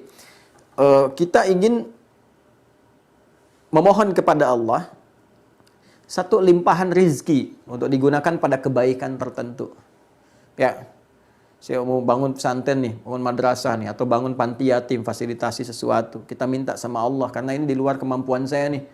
Ya, saya cuma punya 1 juta, sementara untuk bangun ini 1 miliar. Gitu kan? Terus kita mohon pada Allah untuk menggerakkan hamba-hambanya yang terbaik untuk mengirimkan rizki, untuk mewujudkan apa yang kita mohonkan kepada Allah. Kita bisa minta dengan menyebut nama yang kuasa ini. Ya, yang maha kuasa atas segala hal, mengatur, menata semua, lalu sambungkan dengan rizki. Bagaimana cara mintanya? Kita sebutkan begini misalnya. Yal Qadir, ya Allah, yalladzi ala kulli syai'in qadir. Allahumma, kalau ya Allah mau kita ganti dengan kalimat lembut yang dalam, Allahumma yalladzi ala kulli syai'in qadir. Allahumma yalladzi ala kulli syai'in qadir. Ya Allah yang menguasai terhadap segala hal dan mengaturnya. Ya. Allahumma yalladzi ala kulli syai'in qadir. Sudah? Urzuqni rizqan min indika ya Razzaq. Misal. Allahumma pancarkan kepadaku keberkahan rizki. Rizki dari sisimu saja. Ya Razzaq yang maha mengatur segala rizki. Maha memilikinya. Jadi Anda buka dengan Al-Qadir. Anda sambungkan dengan Ar-Razzaq. Gitu kan? Itu dahsyat itu. Nah, contoh. Doanya ibunda Imam Al-Bukhari. Al-Imam Al-Bukhari. Ibunya itu memohon kepada Allah. Puncak sesuatu. Ketika anaknya divonis tidak bisa melihat secara medis. Dan dia punya keinginan kuat untuk belajar hadis setelah cepat menangkap Al-Quran. Apa yang dibacakan? Ya, karena anak nggak melihat. Penglihatan itu kan basar. Ya, sam'a wal basar. Allah punya sifat maha melihat dengan ilmunya disebut basir, ya kan? Al-Basir yang memberikan penglihatan, mengawasi, melihat segalanya, ya. Alimul Basir, Sami'ul Basir, ya. Apa yang terjadi ini fatannya, kecerdasannya Ibunda Al-Bukhari itu menggabungkan Al-Qadir dengan Al-Basir. Perhatikan kalimatnya. Yal Basir. Duhai Allah yang maha menatap dengan tajam. Ya kan? Yang punya sifat menatap, melihat dengan tajam, mengawasi segala hal. Yalladzi ala kulli syai'in qadir. Ya, yang terhadap segala hal maha mengetahui, maha menguasai, maha mengatur. Yal basir, yalladzi ala kulli syai'in qadir. A'id basirat abni. Mohon kembalikan penglihatan anakku. Ya. Yal basir, yalladzi ala kulli syai'in qadir. A'id basirat abnik. Mohon kembalikan penglihatan anak saya sehingga dia bisa menatap kembali. Ya dengan niat untuk ibadah, untuk belajar, meneruskan risalah, ya Arhamar Rahimin, yang telah ditunjukkan, dipedomankan oleh Rasulmu yang mulia, Rasulullah sallallahu alaihi wasallam. Apa yang terjadi? Al-Bukhari kecil juga sedang mengulang surat Qaf itu kan surat 50. Ya, sampai di ayat ke-21 kemudian 22, ya. Begitu sampai ke ayat itu, apa yang diulangnya? Laqad kunta fi ghaflatin min hadza, fakashafna anka ghita'aka, fabasaruka al-yawma hadid. Kan saya pernah sampaikan di ayat kan tentang akhirat ini. Tentang kejadian di mana orang nggak bisa melihat situasi yang sesungguhnya, dia nggak lihat resiko-resiko tentang apa yang dia kerjakan, ditampakkan oleh Allah yang tadinya tertutup, dibuka kelihatan semua.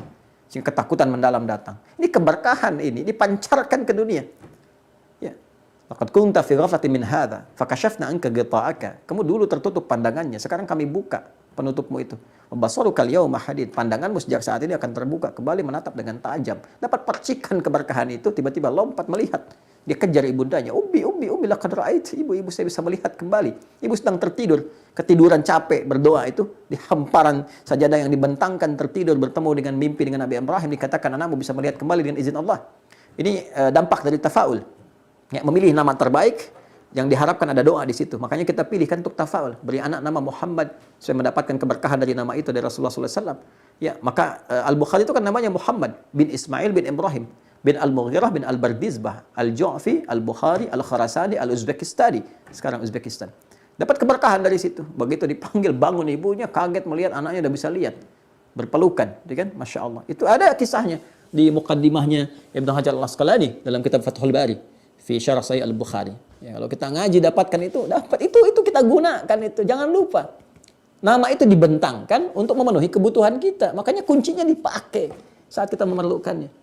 Ya, mohon minta sama Allah. Minimal Allah ganti ya penglihatan. Saya selalu berusaha sebaik mungkin berhusnudzan kepada Allah. Saya tidak menyebut orang-orang ini nggak bisa lihat, tapi Allah menutup penglihatan mereka dari maksiat.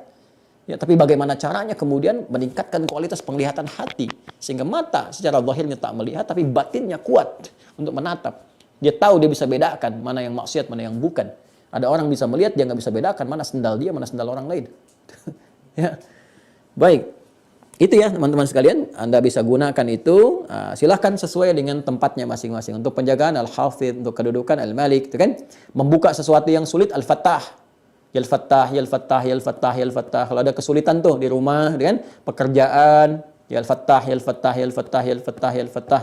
Termasuk membuka bisnis baru tuh, ada bisnis baru kan, yang sulit, atau diplomat tuh, diplomat. Ya, yang mau bertugas tuh, boleh gunakan zikir ini.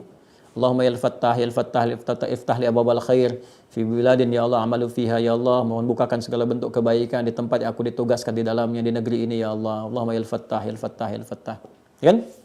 Karena ayat-ayat ini sering digunakan juga di dalam Al-Quran, ditampilkan kepada kita untuk membuka segala hal yang baik. Ya, inna fatahna laka fatham mubina, gitu kan? Jadi ayat Al-Fatah ini kan dalam Fathu Mekah, dibuka Mekah dengan suasana yang baik. Datang Nabi, membawa risalah kan, Fathu Mekah itu buka, segala kebaikan muncul. Yang tadinya jelek-jelek jadi baik semua. Diplomat-diplomat kita tuh, boleh bacakan itu. Jadi dubes datang ke situ atau jadi diplomat, ya home staff misalnya, atau sekedar juga local staff yang berharap jadi home staff naik ke atas, jadi dubes, jadi menlu. Ayo, begitu ditugaskan, baca zikir ini, Allahumma ya Al-Fattah, Allahumma ya Al-Fattah, ya Al-Fattah. Iftah li abwabal khair fi kulli biladin a'malu fiha, ya, fi kulli biladin mab'uthtu fiha, ya Allah, mohon ya Allah buka segala pintu kebaikan, segala yang mulia-mulia di tempat aku ditugaskan, di tempat aku dikirimkan. Setelah itu ikhtiar dengan yang baik-baik, ya, yang baik-baik. Jadi diplomat yang hebat, yang baik, kuasai bahasanya. Ya, seperti diplomat-diplomat kita dulu tuh, ya, tugaskan udah paham bahasa. Jangan sampai ke Amerika nggak ngerti bahasa Inggris, ke Jepang nggak bisa bahasa Jepang, itu kan. Jadi pelajari dulu.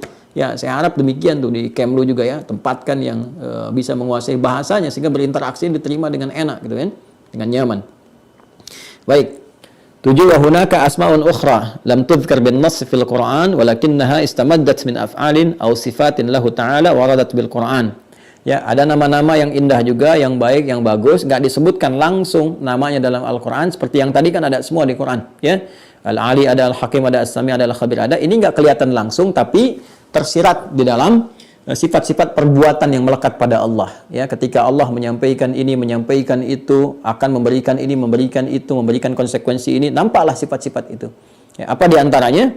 Al-Qabid, ya, Al-Basit, yaqbidu wa yabsut, ya. Al-Qabid, Al-Basit, Ar-Rafi', Al-Mu'izz. Lihat ininya ya, saya bacakan cepat jadi Anda melihat, jadi Anda bisa harakati. Al-Qabid, Al-Basit, Ar-Rafi', Al-Mu'izz, Al-Mudhil, Al-Mujib, Al-Ba'ith, Al-Muhsi, Al-Mubdi, Al-Mu'id, Al-Muhyi, Al-Mumit, Malik al-Mulki, ya, Al-Jami', Al-Mughni, Al-Mu'ti, Al-Mani', Al-Hadi, Al-Baqi, Al-Warith. Ya? Baik. Nah, nanti prakteknya silahkan digunakan. Nanti kan kita ada sesi praktek. Ya, besok tanya jawab. Nanti Anda kalau mau tanya ini juga saya tunjukkan dengan cepat sehingga interaksinya langsung ke esensi ya. Nanti mau dipakai di mana boleh silahkan. Ya. Mau minta keturunan yang soleh-soleh, yang bagus, yang apa manggil Allahnya supaya bisa diberikan yang keturunan yang baik. Nanti ada. Ya. Kalau mau minta kedudukan yang baik seperti apa, gitu kan? Nah, kalau kita ingin minta diangkat derajat bagaimana? Kalau minta rizkinya ditambahkan, ya kan, dan ditutup peluang-peluang maksiat dari rizki, mintanya seperti apa? Ada nanti. Ya, ini saya bacakan dulu. 8 yang terakhir. Ya, thaminan wa thamin wa hunaka asma'un ukhra lahu ta'ala mustamiddah, ya, mustamiddatun minal ma'ani al-warida fil Qur'an. Kalau tadi dari perbuatan-perbuatan sifat af'alnya Allah keluar ini semua, pemberian-pemberian, kan, dan sebagainya keluar. Kalau ini dari makna yang terambil dari makna-makna Al-Qur'an, kan, firman-firman Allah. Jadi keluar nama-nama itu, sifat-sifat itu bisa kita gunakan dalam interaksi ibadah kita. Ya, pertama apa? An-Nur. Ya, An-Nur, nurun 'ala nur. Ya. Nurun 'ala nur. An-Nur, kemudian As-Sabur, Ar-Rasyid, Al-Muqsit, Al-Wali, Al-Jalil, Al-Adl, Al-Khafid, Al-Wajid, Al-Muqaddim, Al-Muakhir, Ad-Dar, kan? An-Nafi', yang maha membalas, ya, segala orang-orang yang berbuat buruk, berbuat jahat, kan? Dibuat sistem, kalau begini, begini, kalau begitu ya begitu. Nanti kita jelaskan kemudian. Ya, kemudian terakhir An-Nafi', wa yattasilu bidzalika sifata at-takallum wal iradah. Dan terkait dengan itu semua sifat mengkhitab, ya, maha menyampaikan segala hal yang dia kehendaki dan maha berkehendak atas apa yang ia inginkan. Selesai pelajaran kita. Ya, semoga Allah memaafkan kesalahan-kesalahan yang mungkin terlahir dari apa yang saya sampaikan, mengampuni dosa-dosa kita semua, dan memberikan jalan kepada kita untuk memahami dengan baik apa yang kita pelajari, serta membimbing kita untuk mengamalkan apa yang telah kita pahami. Terima kasih. Mohon maaf atas segala kekurangan. Semoga bermanfaat. Semoga kita dibimbing oleh Allah Subhanahu wa taala dalam jalan-jalan kebaikan dan istiqamah di dalamnya. Allahumma taqabbal minna innaka antas sami'ul alim wa tub 'alaina innaka antat tawwabur rahim. Rabbana atina fid dunya hasanah wa fil akhirati hasanah wa qina adzabannar. Wa sallallahu ala sayyidina Muhammad wa ala alihi wa sahbihi ajma'in. Wa akhiru da'wana alhamdulillahi rabbil alamin. Subhanakallahumma bihamdika asyhadu an la ilaha illa anta astaghfiruka wa atubu ilaik. Demikian. Assalamualaikum warahmatullahi wabarakatuh.